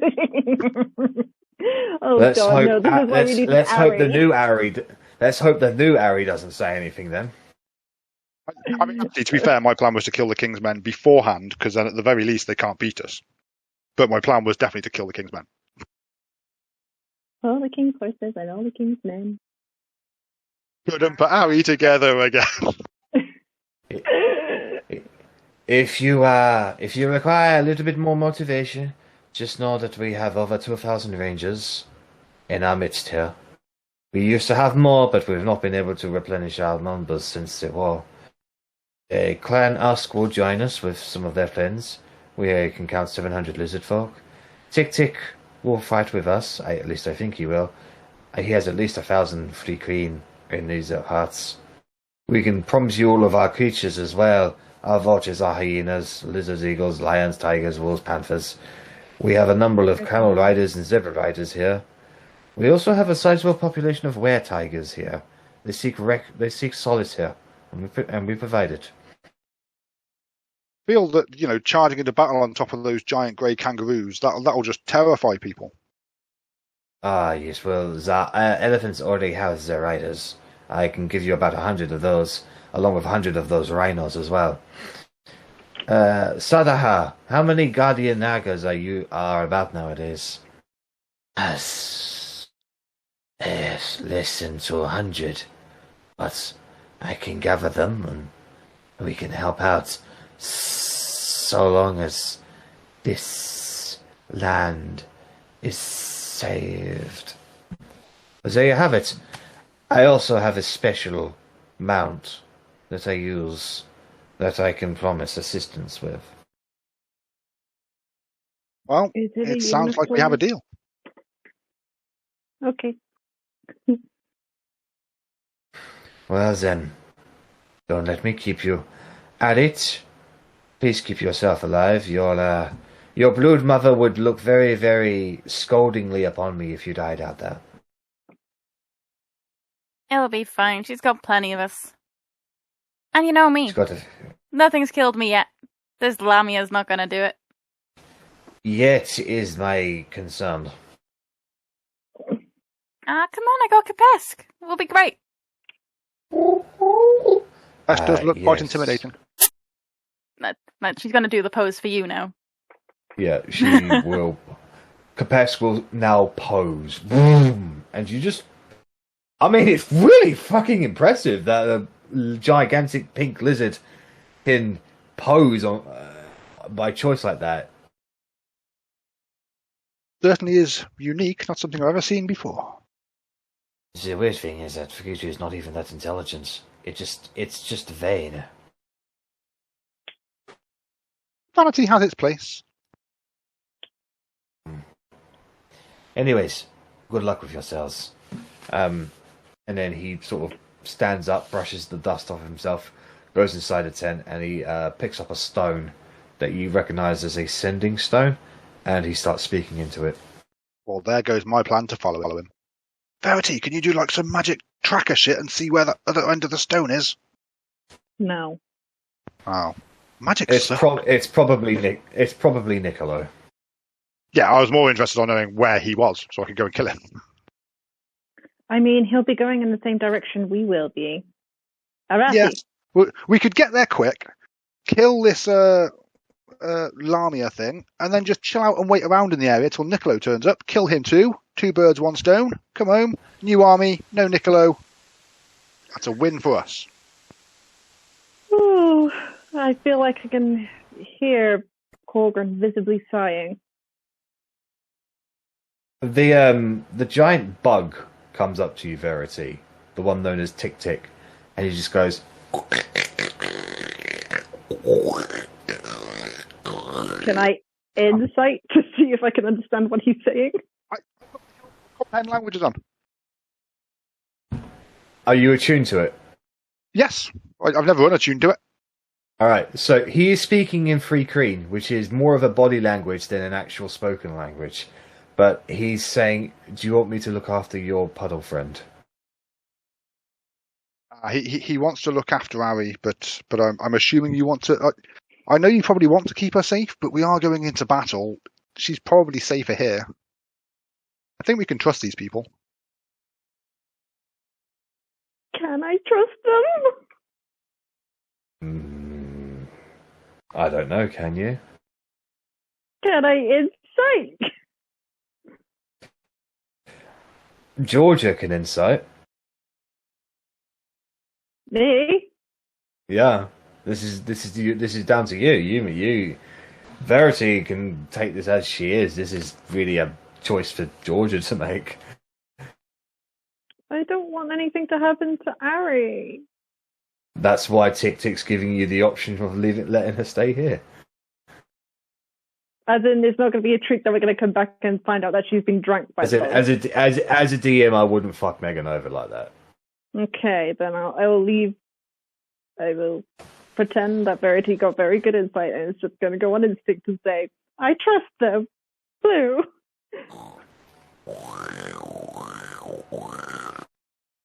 I will say, please protect this with your life. It is very important to both of us.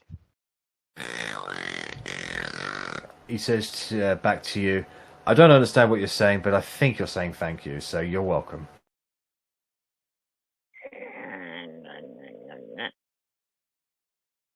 Just put my thumb up and say yes.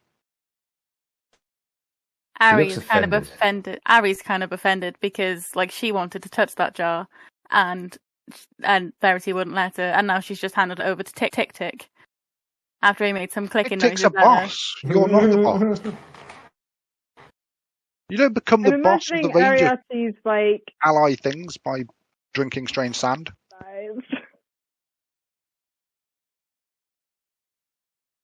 Okay. Well, Verity, you hand Arri over to Tick, who handles it precariously safely. Like, he doesn't really have hands. He has insectoid-like claws, and he just sort of carries it very gently. He moves weird, like he sways and like kicks his legs out a bit. I think Ministry of Silly walks a little bit. He jostles it a little bit. I mage hand it still. However, he does put it over into his own tent and place it down, and he just starts looking at it. He's curious of the puddle. No drink. No drink puddle. Oh, you do not worry. They do not drink the water. Oh, that's good. None of you drink it either. You don't know what they want to drink as an alternative. I'll let you know that now.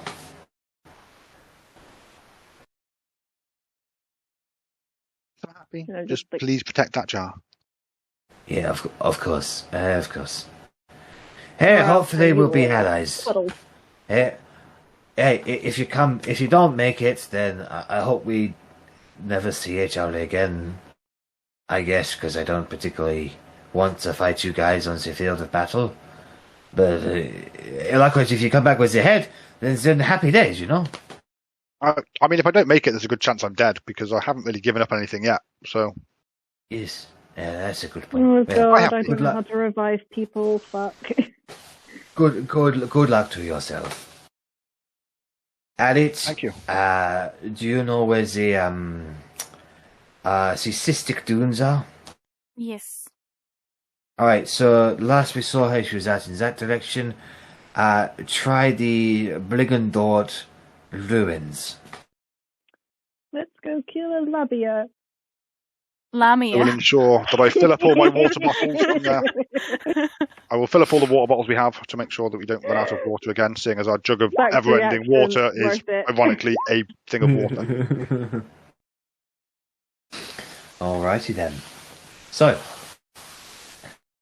Verity, Rennas, and Arit Usk make their way out into the desert. I want you guys to make survival rolls for me, please. There's nothing.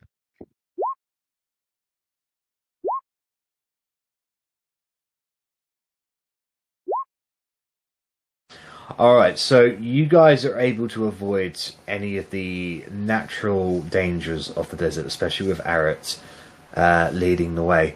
It will take you longer than a day to get to where you need to go.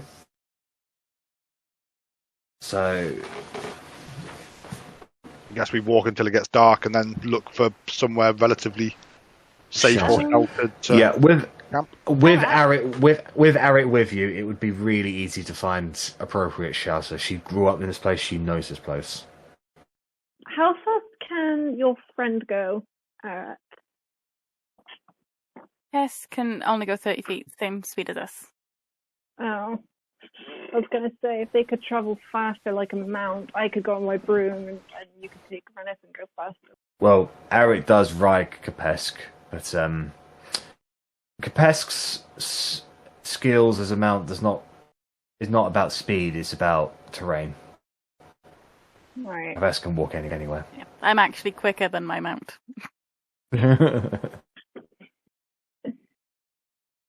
Slow and steady then. Let's go. So, you guys will find yourself a nice empty plateau with good visual range all around you to set up a campfire.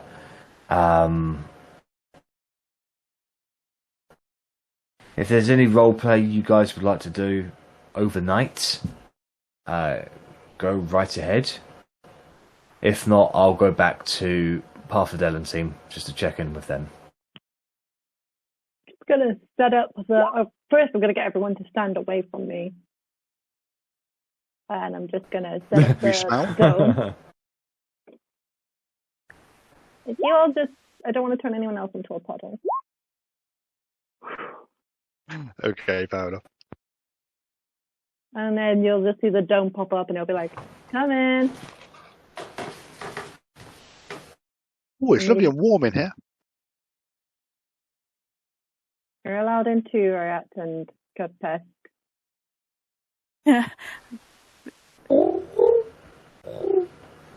Kapesk gets closer to it, doesn't like the look of it, and just stays outside, curls up, and just buries her face in her tail. We grew up in the desert, open spaces.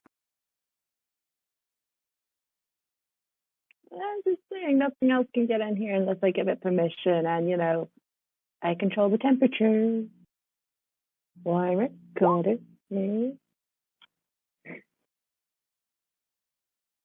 She should be fine. She goes out sometimes without me, and she comes back fine.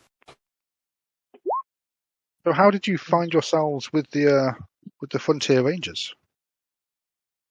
I'd say more they found us. My people and me have been out here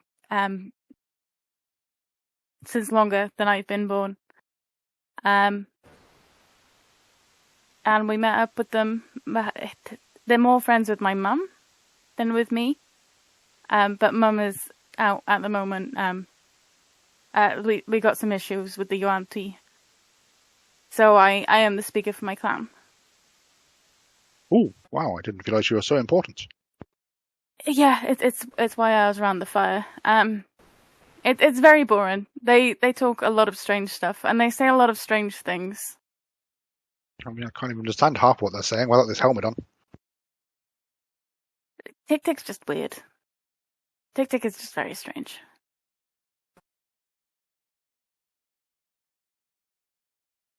Have you ever faced this thing before? No, I haven't. I've gone against a lot of Nagas because although I'm not a ranger, I have I go out and fight a lot. I'm a soldier for my people.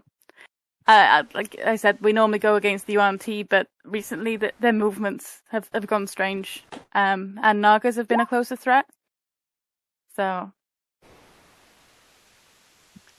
Well, we are definitely happy to help you rid the world of this threat. Kind of what we've been doing for a while. Why? I don't understand why. Well, first and foremost, because it sounds fucking evil. And I'm a bit pissed off with evil things being in this world just full stop. But I won't lie that having you and your forces on our side would definitely help us. It's like the things the king is doing to this world are horrific and terrible, and we need all the help we can get to stop him.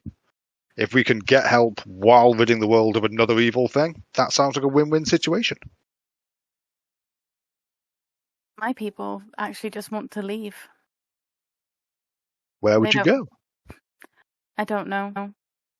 They don't want the war. It's not our war. We are not human. I noticed. But me and Mum, we don't want to leave. Like, this desert is our home. This desert is what we fought for. We've fought a lot against everything. This is our home, and we want to stay and fight for it. And as you say, where would we go? But we know that war is coming. If it wasn't, like, even without your little mind tricks the other day, we'd know that I man. mean, technically, that wasn't our mind tricks. That was their mind tricks that just happened to backfire on them because they are not very insightful. You were in my mind, so your mind tricks too. But they projected us. They literally broadcast us kicking their ass. It was very kind of them, really.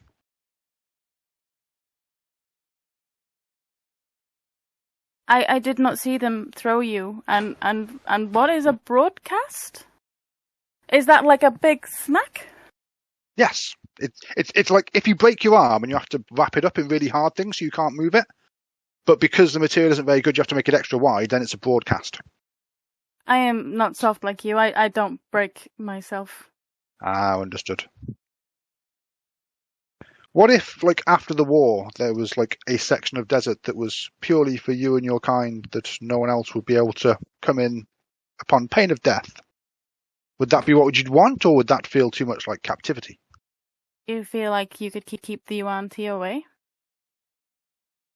I feel like exterminating them does a pretty good job of keeping most things away. We've tried that for a long time. I don't know. I would have to talk to my mother about it when she returns. It is just a possibility.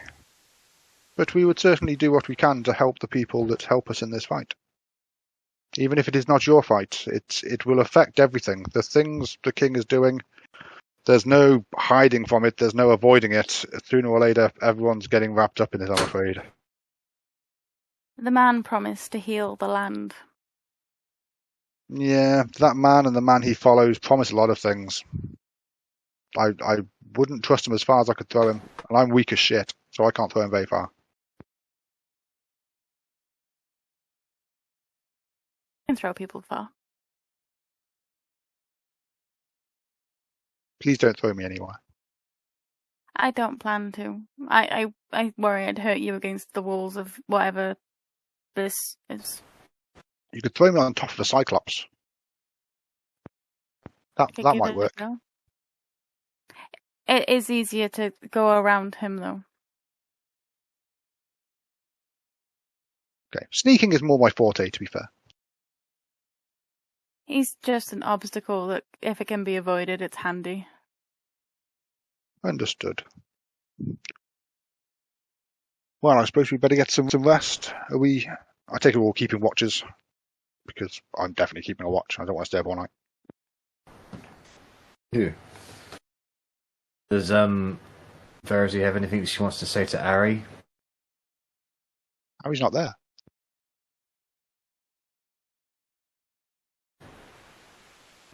Arri is there, but she's in lizard form now. Yeah, the green reptilian kind. Arrit, otherwise known as Arri to her friends. Mm-hmm. Oh.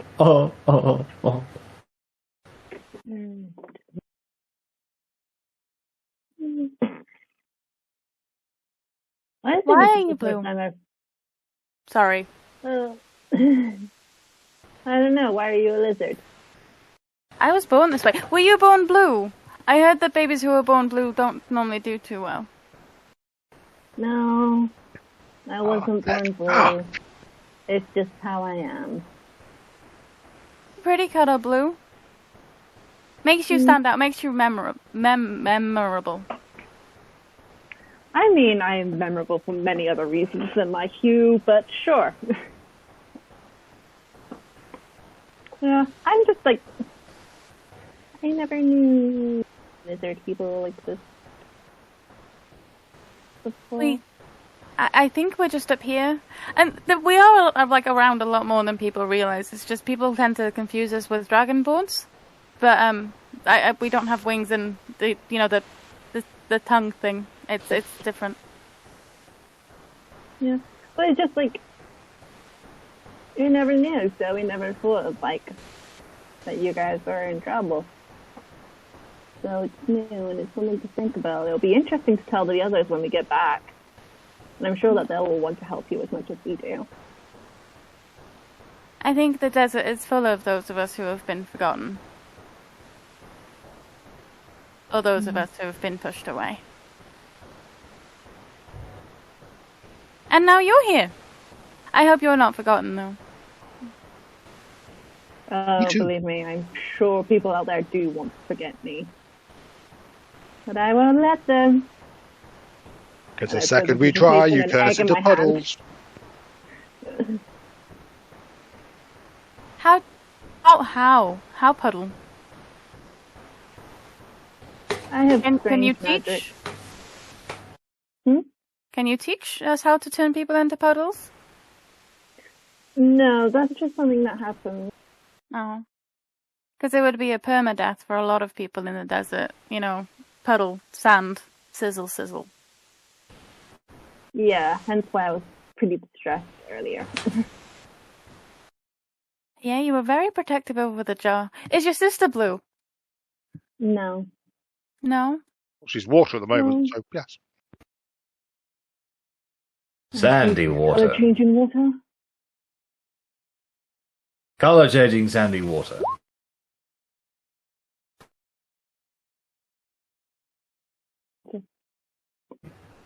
Ew. Don't eat yellow sand. Well, you guys turn in for the evening, keeping a watch. But Arri chose to spot well, and nothing of any particular danger happens to you on that evening. On the next day, you pack up your stuff and you get about moving. As Arri, you know where Dimity has told you to look. That's going to be about a day's journey away or so.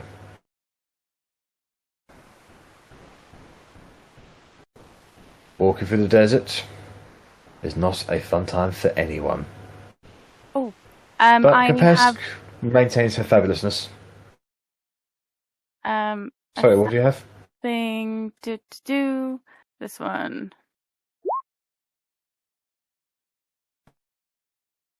So it's basically my rage aura, and because we're level 16, it's a persistent rage. So I just have to cast it, and it lasts until I'm unconscious. They just got to stay within. It's a 10-foot radius. Each creature of your choice has the damage resistance you gain from the Storm Soul feature. Which damage is that? It's desert. So. Do. There's my Storm Soul feature.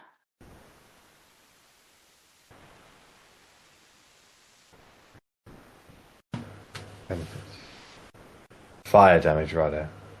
Extreme heat. Yeah, so as a lizard folk, she has an unnatural amount of secretions that she utilizes in an aura to keep you all moisturized and not as hot.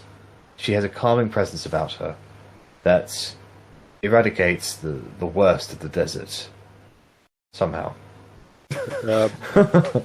Thanks, I guess. Yeah. Problem. It's why I'm good on scouts. Makes a lot of sense out in the desert. It's a very useful trick. Okay, so back at Parfadellum. Let's say it's been about a day now. Russ and Otti, you guys have walked about Parfadellum. Otti, Korgrin, you have made your scries. You've all rested for that evening, so you have your spell slots back. What would you guys like to do? So, over dinner, And just like sometimes I'll just write out a little note and just stick it inside the box, and I'm going to knock on Korgrin's door if he's in there. Hello. Enter. Hi, I have a present for you. And I turn around and I'm going to cast Minor Illusion on the box to make it look like Korgrin's house on the outside of the box. Okay. And I'm going to hand him the box. And as I hand it over, I'm going to cast light on the box to make it glow, to look like there's like the house has got windows are open. Yeah. And I'm just going to give it to him. So it won't last for long. But I'll see you later. Bye! Thank you. I'll just sit with the box for a hot sec and just try and admire what level of detail is there, and it's quite well detailed, and it's you're not able to take in just how detailed it all is, because after a minute it just turns into a glowing box.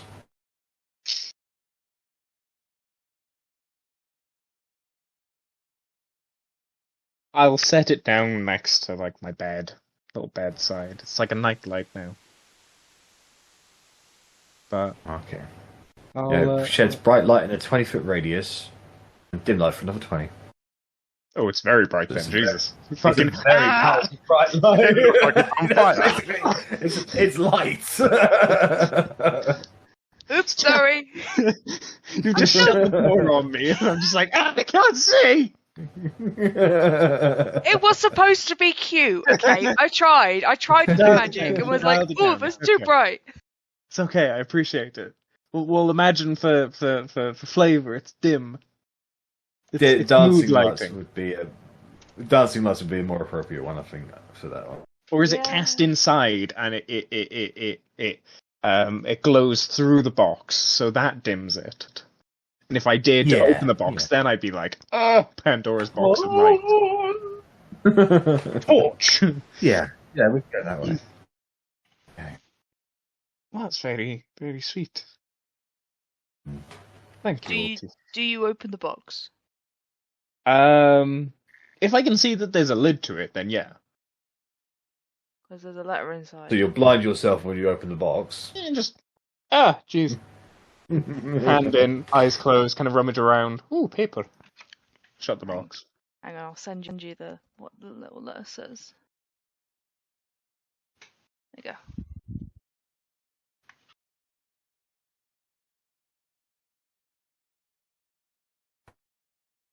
And I'll stand at the So, other side of the door and be like, there's something else I've got to do with Korgrin. I've completely forgotten what it is. And forget about it and go to bed. You're his blindness. Russ, is there anything you'd like to do in the evening? Honestly, not really. I don't think there's anything particular. I think we said that I wasn't able to teach the children any cool tricks. But if I was given the opportunity to do so, even if it was just like a few knife tricks or something, I'd still like to try. I think Arri denied you from doing it. But if you want to teach them knife tricks whilst Arri isn't here, Yeah, I'll do that. okay. I think it was vicious mockery I was against. Knife tricks are fine.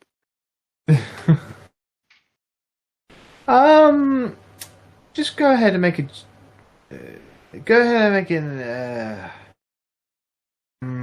This is gonna come under intelligence, I think, as you teach them. Oh, yikes. It's my worst one. Just straight intelligence, then. Yeah, just straight intelligence. Just see how good of a teacher you can be. Not bad. Yeah, not bad. Some of the older ones, they certainly pick up a few of the tricks of the trade. The younger ones spend more time being afraid of the knife than actually like doing any tricks with it. But a few of the older ones, they they learn how to spin it in their hands momentarily and grabbing it. Some of them know how to learn how to throw it up in the air and then grab the handle on its way down. One of them has learned how to hold the dagger in between his fingers and then throw it, boom, boom, boom, boom, boom, and like get it into a tree stump. Yeah, I want to teach them how to, but also like be able to like conceal a dagger and like whip it out, that kind of thing. That could be kind of handy. It will take more than a couple of hours of practice to be able for them to pick that one up. So. Yeah, but we'll be back in Parfadellen, so I want to keep teaching kids. Okay. How to utilize dangerous weapons correctly. Yeah. Okay. Seems fair. All right. There's a war. It's fine. Can I just... and nothing makes a better war than child soldiers. Yeah. Kids and knives. That's what's going to take down Edgar. Death by 1,000 cuts. You never know. They I could be guess. the numbers that make the difference. True. Just, when everything's like a dead draw, it's just a bunch of children stabbing your ankles that'll make the difference. Go get Goliath, kids. Yeah! Yeah. I was just gonna check, like, one, if Sane wants to fight, can we fight before I do the thing? And two, can I go get my flag if a new flag has been made? Yeah. Your Before Sane burns it, I will take some your fighting with flag Sane. your flag will be delivered to you by the flag maker into your fort. On the opposite side of the fort where Sane is, who periodically lobs fireballs at your walls, yelling for you to get out of here. Quick, get in, he stopped. He's out of magic for the day. Go. Korgrin, fight me! Fuck off, Sane. But yeah. But no, the banner itself is exactly to the specifications that you made it. It is beautiful. It is just as beautiful as your original one, but there's only one slight addition to it. In the corner of the banner itself is just the image of an even smaller banner that looks exactly like this one, a memento to the soul that was lost in that fight.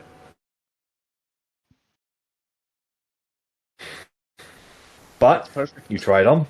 It's exactly what you wanted. I give the flag maker, a good couple gold for it. It's You already paid him. I know, but I'll pay him again as well because it did get destroyed and he did have to remake it. I really appreciate that, sir. You're one of the good ones.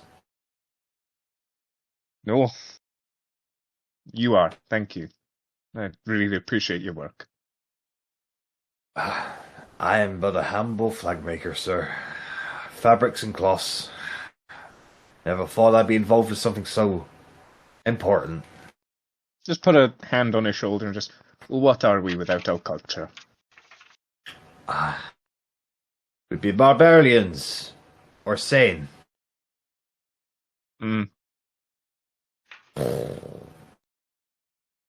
Fuck off, Sane! Oh, I thought you meant sane as in like sane and insane. So, you can go ahead and put in your inventory one battle banner. Tortoise balloon. It's not a balloon, okay? I mean, you can see him at a distance, especially when like things are like taller than him. It's pretty good. Exactly. Harder to who's lose a talking about battlefield now. But it's also inspiring. It makes you go, yes. It makes me go, yes, because who are they going to target? The bellend with a flag on his back or the guy hiding behind a rock? Cheers, Korgrin. That's fine. You're welcome. That was the intention. I know. So, But yeah, I'll fix that to my armor. I'd say. Alright.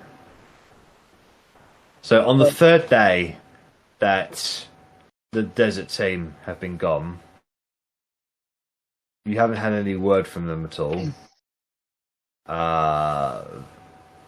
I would guess now you're anxieties would come about and say, they haven't checked in. Yeah, probably day 3. Yeah, I'm guessing it'll yeah. be the following morning to the day we had. I will, when we're sitting at breakfast, I'll get the sending stone out and I'll go and I'll tap it a few times. And no, try it's fine. If you want, I can just send it. You'll We're not going know, anywhere. whoever has the sending stone will know that they'll have to be outside the barrier if they want to get a message from the desert team. I'm still learning magic. The first one fails because I'm an idiot. But you can go and communicate with them. They have no means to communicate with you whilst you're inside the barrier. Well, don't. But if you want to just save that, I mean, I'm kind of just sitting on spell slots here. Really, I'm not using them. We can take a stroll. Actually, I wouldn't mind doing some scouting if we can. Then at the same time, would you two be up for that? Some scouting on who? How much do you know about Zathras Windward, Russ? I don't know how much Fiona knows. I don't know how much Russ knows either. Probably. Wait, who is it again? Can I just have a reminder? It's just the name. I will type it. Zathras Windward. Yes, Zathras Windward is the.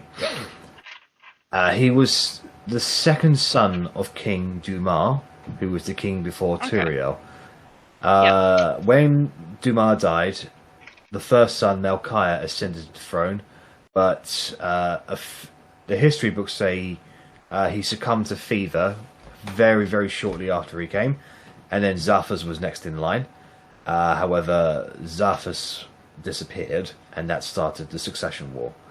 Mm-hmm. The party has since learned that Melchiah abdicated. Zathras was to become the next king, but then he was poisoned to death by his brother, but then brought back and just locked inside the jails from then on. He Okay. was kind of working with us in regard to... And working with us is quite a loose term. We saved him from super prison while we were in super prison, and kind of brought him with us, and I may have kind of used his name as a battle standard to raise against his brother, even though he wants no part of any kind of succession. He doesn't want to be king. He actually just wants to go back to being a nobody, because he did kind of die from poisoning. He was here, and I can't remember who he told. I think he told Marriott. He told Marriott Marriott's the orphan lady, the woman that's running the orphanage, that if we wanted to find him, we knew where to look, or we knew how to find him. And I scryed on him either yesterday or the day before, and he's just kind of in the mountains. He's not too far away. It's the same kind of mountain, the same kind of clouds. That guy. Yeah. I'm so bad with names. It's all right. There's a lot of names. I knew I heard it. I didn't realize it was literally an hour ago. It's fine. A 2-year campaign, and suddenly you're learning everyone's names. Don't worry. But he was in the mountains. He kind of, in the entrance of a weird mountain cave with rumbling, and he said, "It seems we have a winner about some rumbling underground, and that's kind of weird." So I don't want to find him. I just want to find where he is, and then when the others get back, maybe we can go and, have a little dig in this mountain cave. Just see where the fuck our wayward king is gone. I mean, I'm completely happy to go down that route. What can we do from here with no location, with no... That's why I say scouting. If we can use this time where we're not really doing anything and we're waiting to hear back from the other group, we're going outside of the bubble anyway. Yeah. We won't just want to take a day excursion to see if we can learn a bit more about the land and where this mountain cave is, and then we can tell the others, "Oh, Zathras has gone to this cave. Don't worry, we found where it is." We, Otti and I, also somewhat told Reichstag that we'd maybe travel with them tomorrow. Were you made aware of yes, this? I forgot about that. When were you going to tell me this? There's been a lot happening. It's been a busy day, a couple of days. I understand. No, I mean, we go on. visited Reichstag and his partner. Oh my god, Blitwing. And they offered to take us to see a Votodrex 3-day flight rather than a 3-week boat ride. And That we is a said long that we'd bring them a decision by morning whether we wanted to leave then with them. Okay. Sort of the idea was maybe fly there, teleport back, something like that. I think see how the others feel about that. Maybe when they get back, if they want to rest up from whatever weird excursion they've been on, and we go deal with that. If that's something that we can deal with, if it's going to be quite a minor thing, I mean, like the dwarves were, then we can do that. Or by if the they want to sound come of with, then they can come with. I think discuss it with them before we go off and leave a little post-it note, you know. Yeah, by the sound of things, it doesn't sound like Evotodrex is one we need to particularly worry about being taken by the king. Don't want to, don't want to speak too soon or anything, but he seems loyal to no one. Is the overall impression I got. He said this. Reichstag said that last time he tried to avoid it as much as possible. He doesn't normally try and get involved in fights, which might mean that the fact that we're, in theory, Reichstag and Blitwing will be with us is a positive. But Reichstag did say that Daddy Dragon is very persuasive over other silver dragons. Okay. So he's a bit of a pacifist, but it'd be pretty actually useful to have him on hand because he can tell the other silver dragons to fucking nut up or shut up. Is that what you're saying? I think we should make any shot we can at getting an army of silver dragons on our side. At least one ancient. We don't ask, we don't get. It's certainly worthwhile pursuing. So definitely one for the list, just maybe not the most pressing. Why don't we try and do that? If we haven't heard back from the others by nightfall, we try and do that tomorrow. We see if we can find Zaphos today, because if we leave Zaphos too long, he could get too far away. Or he might die in some weird underground cave where there are rumblings. Question, how long after the scrying did he say, and we've got a winner? Because it could be that, 5 minutes. I watched him fishing for 5 minutes. I think he waited around. He waited around for about 5 minutes. Yeah. So he wasn't referring to you. Okay. No. It was definitely immediately after the rumbling. And then he said that, and then there was another smaller rumbling, and then he went into the cave, and it just, his walk outlasted the spell. But no, sounds like a plan. We can always see what the other group thinks, or if they're, in a bloody battle at the time of the sending, then at least we know that it's maybe going well or poorly, but at least we'll know. Maybe if we haven't heard by sundown, try scrying on one of them. Well, I can do ascending once we get outside of the bubble. I can just do ascending to them. That's okay. Sound good? Just trying to make sure that no one's dead. Yeah, that's fine. Understandable. You mentioned bloody war. I'm annoyed I'm not involved in this bloody war now. I mean, you and me both. But yeah, that's fine. Get your shit, and we'll head off when you're all ready.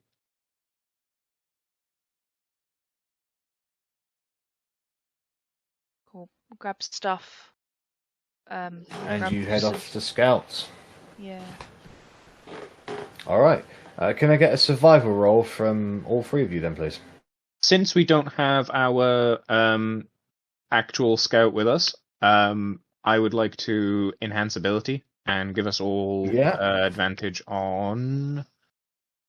Which one is it? Yes. So that will be at level 4 for all three of us. So I just need to. I'm not going to need resurrection for today. I'm going to be very surprised if I need the spell resurrection. So yes, I will cast enhance ability on everyone. Pinecore can go somewhere without Rennas. He just decides he doesn't need his resurrection spells.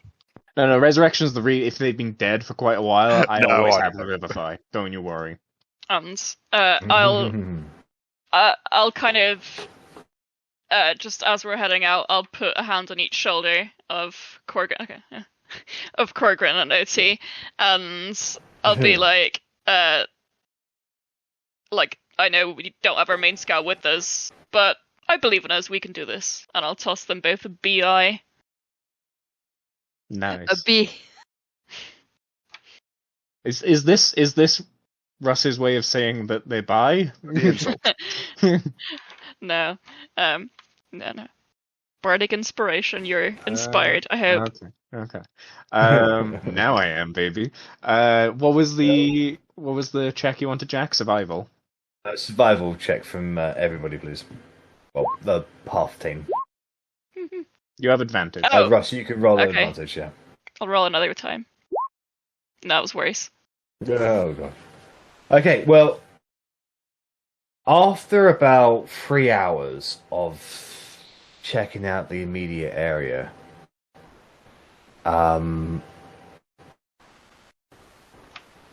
you find at the base of the mountain there's a small unknown, maybe a goat's path or something like that. It's been traversed a little bit, like tiny amounts. Following it, past the trees, following the stream, and it clearly has fish inside of it. You were able to come to, or locate, that vision you had before, Korgrin. You see those overgrown concrete stone steps leading up into a mouth of a cave of just pure blackness. There is structure in the cave itself, like it was built, not a natural formation. And you can stare at it. Even with your dark vision, you just can't see the end. It's just truly dark. Any kind of indication of what made this structure, or what the structure's purpose was for? Like, if it was made for a creature, what that creature was? Make a stone cunning check. Ooh, I like those ones. I just never use them, so I never remember how to do it. I believe they are wisdom. No, they're intelligence, actually. It's history. So whenever you make an intelligence history check related to the origin of stonework, you're considered proficient in the history skill and add double your proficiency bonus to the check. So So it expertise, is- really. basically, yeah. So it's Plus 10. yeah, it's an intelligence plus 10. So I will literally roll an intelligence check and add 10 to it. 29. Okay. Oh, I've got to pull something up here. Oh no. Could be anything. We're gonna fucking find out with a 29. The stoneworks themselves belie of something sinister, alien. Something not of this realm had a hand in creating this. But it was a long time ago, ancient. You've surmised that the stonework here are thousands of years old, maybe more. And there is a deep connection to something beyond. The way that the stones are listed, you can find pictographs, symbols of a long dead language. But everything that you can discern about that's just the stonework of this place suggests that it is an altar of some kind. Or a holy site, if holy can be used for such an abomination.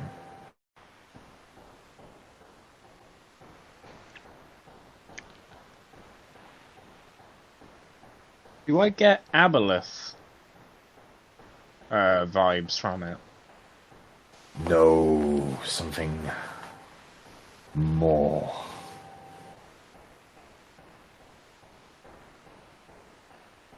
I will share this with the party. That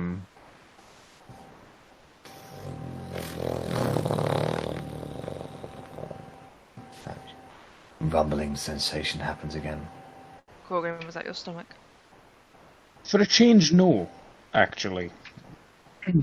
Was it the ground? Or is it... It was the cave itself.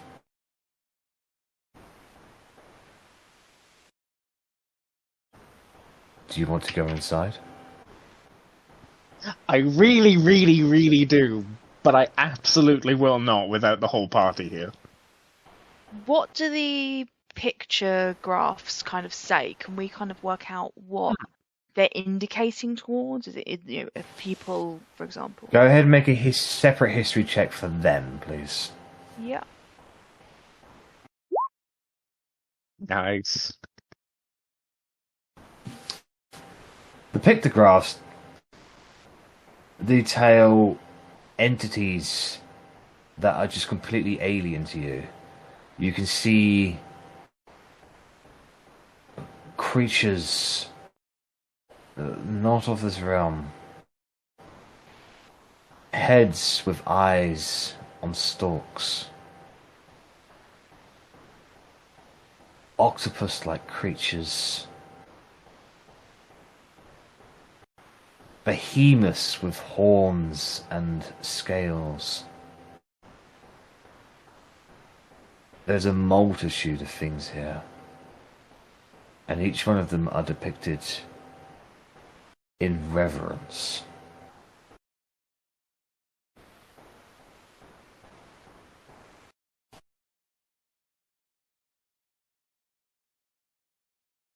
I'm just going to take my journal out and make a little note of like which ones stick out the most, which ones are drawn the most, and just make a little note of them. So we have we have encountered a mind flayer, and we have encountered an undead beholder.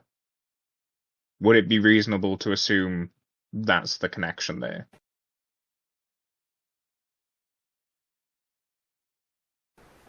No, because I just realised that that score of 22, there's one pictograph that strikes out to you. There's an entity depicted here that Otti recognises. Something you saw at a distance on the other side of a veil not too long ago. The Great Old One.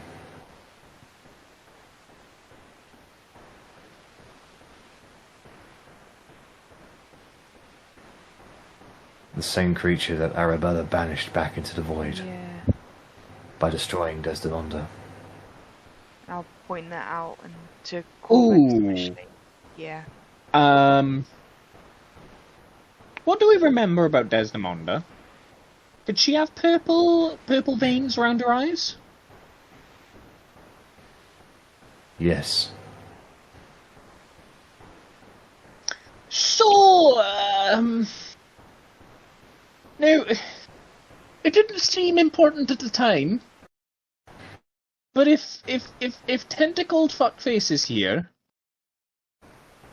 in my scry I saw Zaphos, and he had purple veins around his eyes, and I just thought maybe he's not slept all too great recently. But I'm starting to think maybe he's a bit not feeling like himself. He's having a bad time? No, like he's not got a whole lot of control over what he's doing, or he's been persuaded. I think he's being controlled. by the Great Old One, like our old friend Desdemonda in Greenfold Village was. So he didn't seem himself at all? No, he was a bit... I mean, I thought he was just feeling a wee bit better for having country air. He was better kept. He groomed his hair and beard and was looking a bit more jolly, but also had purple eyes. And I thought, oh, maybe he's just not sleeping too well by himself. But, now I don't know what to think. I'm thinking, like I say, maybe he's, not quite the Zaphos that we knew. Shite. And this might be another entrance to the Great Dark. Ah. Ooh. Do you want to go in and look? Nope. I'm gonna make a mental fucking check mark of where this is, how we got here, and do we want to head So back? you're gonna leave him to his own devices then? Don't say that. We're 3 people. What would the DM recommend? DM recommends that you play how you want to play. Mm. What would your characters do? Otti would want to go and help him. I think I'd want to go in. Because we know that, yes, he possibly put on a facade, but he was not a man who could possibly take care of himself.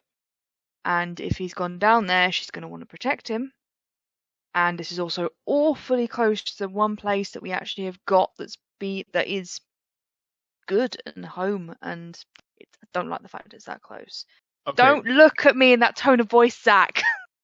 Jack, is this something... would this count as a small icon or a big icon on the map?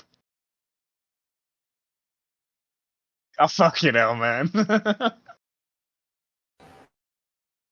Oh, God. Korgrin, I think you need to do sending to... Yeah, I know. We can't just leave them there. Just see where they are. Barry. Just see where they are, and if they are on their way back. If they're on the way back, then we can tackle this together. If they're not on the way back, then we're going to have to tackle this ourselves, because we can't leave it this here. We can't knowingly walk away from this situation. Yeah, So- Russ would kind of be Korgrin saying... out. Oh, sorry. Korgrin, out of Rennas, Verity, and Arrabella, who would you cast sending to? It'd be Verity, the only magical person there. I mean, So- Arrabella is magical. Fireball stone. She's also probably the most mature member of the group. It'd be Verity. Damn. Just like, imagine you cast sending to Arrabella and you just hear like... Blop, blop, blop, blop. So sending to Verity, a 25 word limit. So, Verity, this would be on the day that you are travelling with Arisk after the first night. So, at Path, dwarves went well, news to share. Zaphos went walkies, found maybe whole to Great Old One Dark, that's 19. Gotta go after him. Back soon? Question mark? Like, back soon? And that's kind of Back to Verity. Like, are you back soon, basically? Okay. But you interpret that how you will. So, Verity, as you're walking through the desert, this message comes into your mind from Korgrin. A whole You new may cold respond with sweat goes 25 down words. my back. Don't be mad. Arri is puzzled, no fix. Helping cloaks fight Labia get on side. Broke desert hermit, my bad. 3 days. Luck.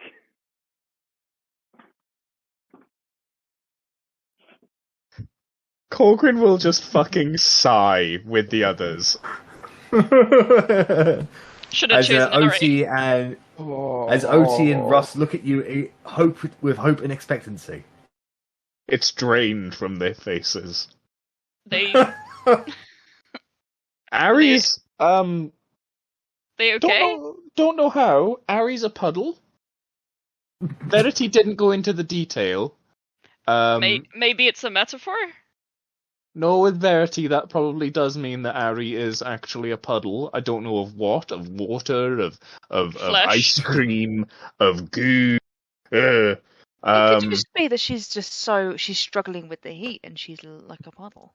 But when Verity then follows that up with no fix, that kind of, belies that it's actually, it's not quite, she's so sweaty and she's so hot and bothered, she's a puddle. No, I think she's literally a puddle. Prefix of don't be mad as well. Also, don't be mad, kind of, give the jig up a little bit. Also, they broke a desert hermit, that'll take a few more questions.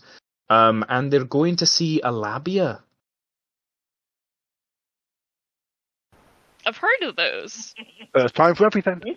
Again, so have I, but I don't know what kind of monster it is. I've never seen one, though. Terrifying monster, especially the thing it's attached to. Sometimes they've got teeth. You gotta find its weak spot. Nothing to throw at him. There's Korgrin, Otti, and Russ go inside. I think fuck it at this point. I think if they're finding a labia with Puddle Arri in the desert, I think fuck it, we may as well go into the Great Dark. They're taking the front, we're taking the She back. can't control herself.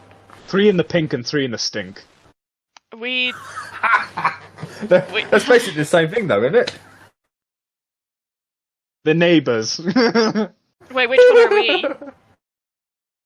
Your team stink. We're the stink, yeah. Yeah, we're Team Stink. We're going into the dark hole. I like this as new team names. Please stop calling this like this. Please stop. You mean you don't approve of Team Pink and Team Stink? No, I do not. Big stink. Big stink. Okay, so At this point, Soul fuck it. If the world ends while we're in a cave, then fucking we'll find out. the soul and sword, the voice of Moradin, and the Paragon of Justice go inside a dark hole.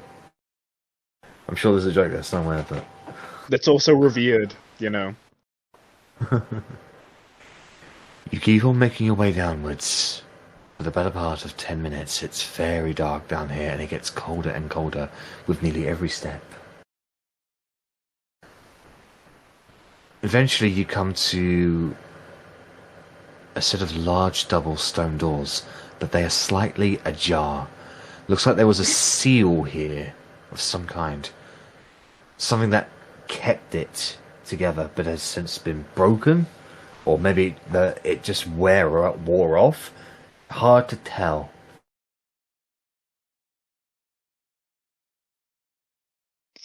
Jesus Christ. Can we perceive? Can we perception? Is the conversation going on the other side of this ajar door? Go ahead and make a perception check. I'd quite like to try as well. Yeah? Go right ahead. Oh boy! I'm more keeping an eye behind us, so. Korgrin, you just hear your own heartbeat, really. Oh god, oh god. Russ, you can hear...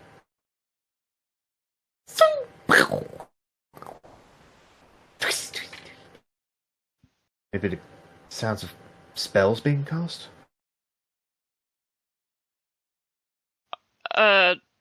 Hey, I hear maybe magic, bells, or is someone snoring?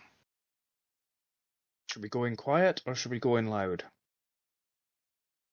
Quiet then loud. Okay.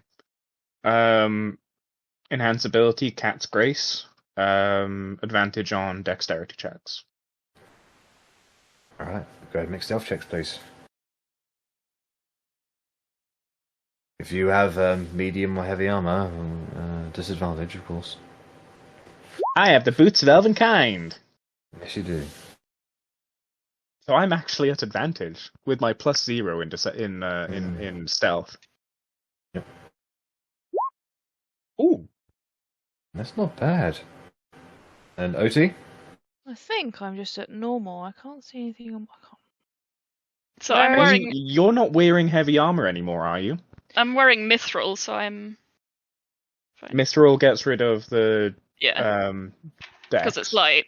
But unless, Otti, you know. aren't you in like leather? Because No, medium armor I had to be in, so I'm in half plate. I think that's plate. still disadvantage on stealth, Yeah. so it'll be a straight roll for you. Yeah, that's fine. I was trying to find my list of things that I had attuned. 11. Okay. stealth disadvantage. Yeah. So, you make your way inside as quietly as possible, and the cave opens up into a gigantic room, a circular-like room. There are candles everywhere, of multitude of colours that fluctuate with an unknown wind. The walls are ancient and decrepit, covered in spider cobwebs and just faded with time. There are jars everywhere that depict artwork, faces and vases even. The same artwork that you saw at the entrance of the cave.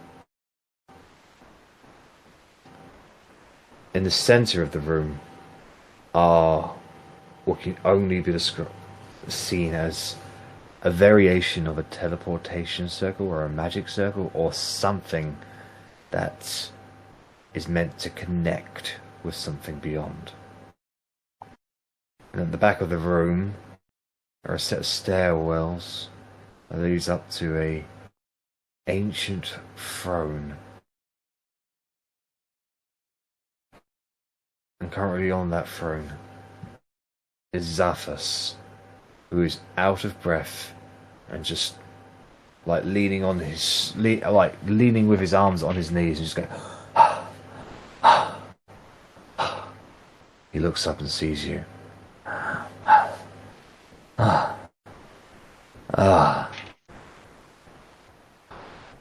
Took you long enough. Does he see all of us or just Otti? Just Otti.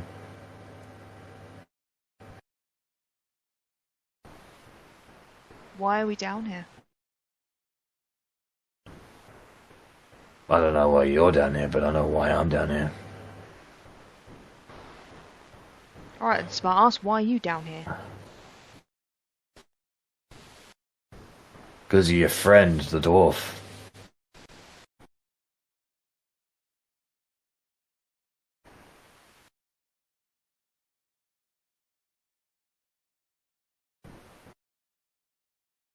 What? I don't understand. Why are we here?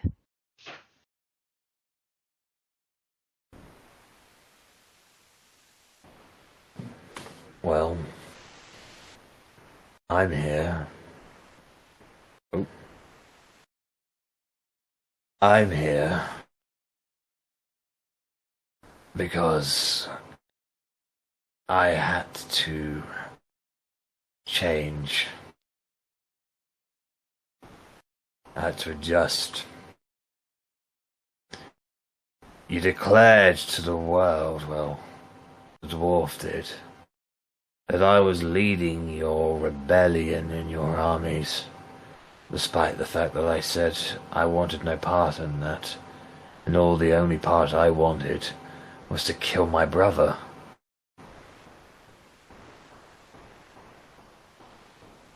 If the world expects me to be back, then I need to be better than I am. I needed to be able to lead, to match you. I needed power, and I needed it fast.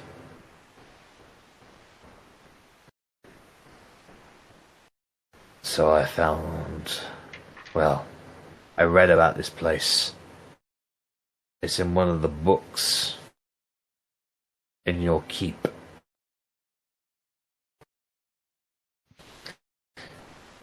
This is a place that was connected to the people, the civilizations of old, to the elves of old. This place is where the first warlocks were created. Just speaking out of character, Russ, or Yep. Fiona, are we moving, because we haven't been seen yet, do you want to move up to Zaphos, or... I'd stay out of sight. I wouldn't have any strong feelings about what you do because you were personally mentioned, and you're good with words sometimes. Not charismatic, good with words though. Thanks. You're wise. I don't know. Like, no, I don't know. Like, I'd trust whatever you were doing. Okay. But personally, I'm just like, I'll stay back. Then, Jack, if it's okay with you, I'll start trying to, like, make my way around the room towards Zaphos. Yeah, sticking to the shadows as much as possible, sure. Behind candles and pots and jars. I'd say you can probably get within 20 feet of him. Okay. I'll see where he goes in this conversation. Any closer, and I'll have him do a perception check. So. Okay. So, Zaphos. it goes on to say... Oh, sorry. Yeah. Well, you go. No, you go. You were in the room when we had the conversation. We had faith in you before you had any of this. We had faith in you, not something that you found. Well, then you were the only ones who thought that in that room. I was locked up for so long. Did you really expect that just by putting a sword in my hand and strapping me in armor would be enough to contend with warriors that protect my brother, the Oathsworn, the strongest of everyone in this entire land? I've seen what they can do. You really think I stood a chance against that? I'd like to move closer. Okay. Go ahead and make a... I'm going to have him do a perception check.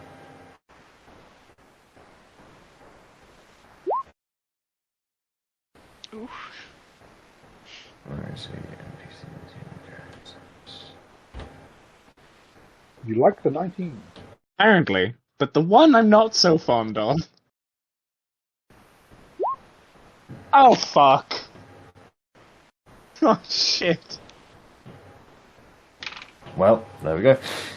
And as you move closer, a bit of you just brushes out into the light, and he just glances to his right and sees you, and he goes, "Ah, so you didn't come here on your own then? Why are you hiding?"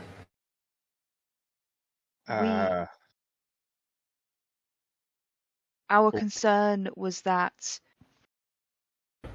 this was something bad, and I mean, technically, I said we. Yeah. Look, I felt like I was pushed into a corner, and so I came here to make a deal.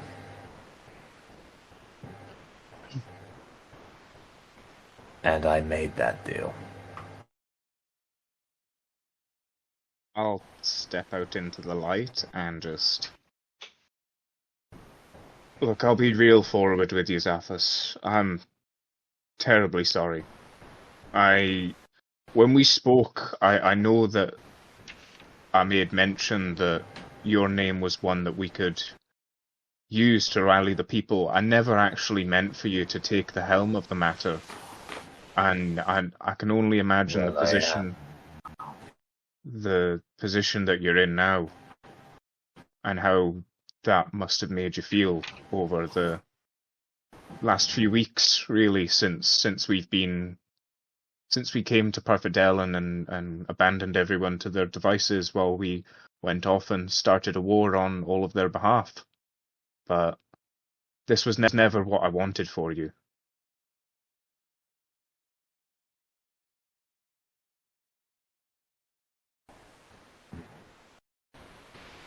Well, what's done is done.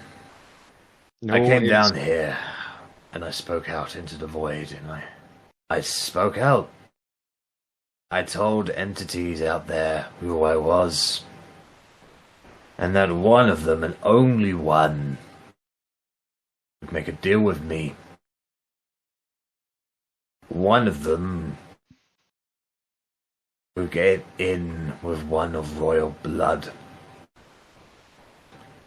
They went crazy over it. I could feel it, sense it, I could almost see it. I fought in the cosmos, purely because I'm a man from a specific family, a specific blood. Well, one of them won, and I made a pact with him. He promised me power to retake my kingdom and to destroy my brother. And I made him some promises in return. You need to break this pact, Zaphos. They never go well. Pact's been made. The magical power's been given. Who did you make the pact with? Just to let you know, I have no intentions of fulfilling all the requests he made of me. Because one of them was to kill you. He really, really doesn't like you. Especially the Halfling. What did you promise They him? call him...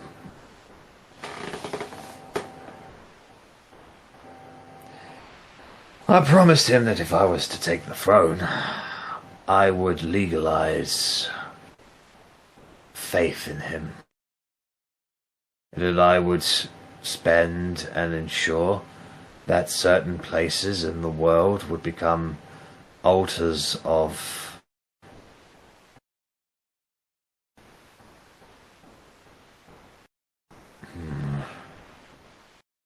altars of reverence for him.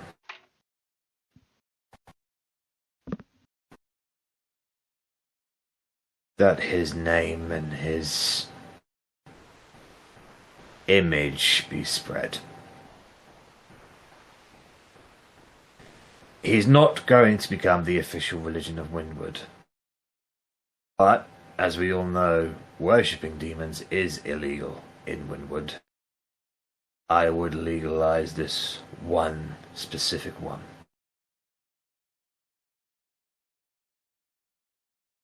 Zaphos, who did you make this pact with? They call him the Great Old One.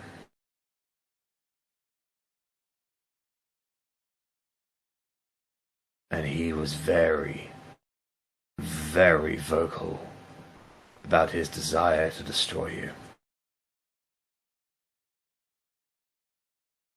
Apparently, you all, except for yourself, Mr. Half-Elf, but you and your friends, especially the Halfling, apparently denied his coming. He is not happy about that. I don't care, just so you know. And I'm not going to fulfill his request to kill you. But I did make a promise for the other things. Killing you was not part of the pact. It was just something he's requested. That doesn't make it better. You've signed a pact with someone who wants us dead, who's given you power, who can take it away just as quick.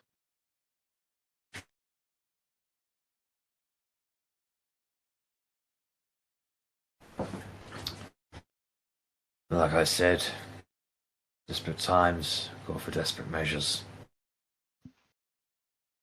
I'm In so that- Go on, you first. I'm so sorry that you felt like this was your only option. That was not the intention. That was never the plan.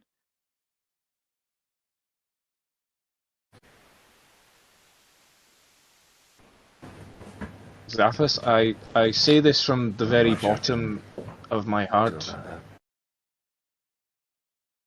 I failed one Windward Sun. I don't want to fail a second. Please, undo this pact. Break it. Or let us find a way to break it for you.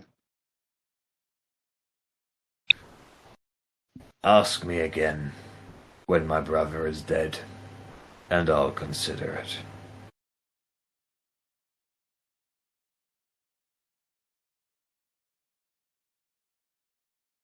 But for now, he raises his hands, and a glow of energy appears in it. He tosses it, and it blows up on the other end of the room, destroying one of the vases. Russ, you recognize that as an eldritch blast.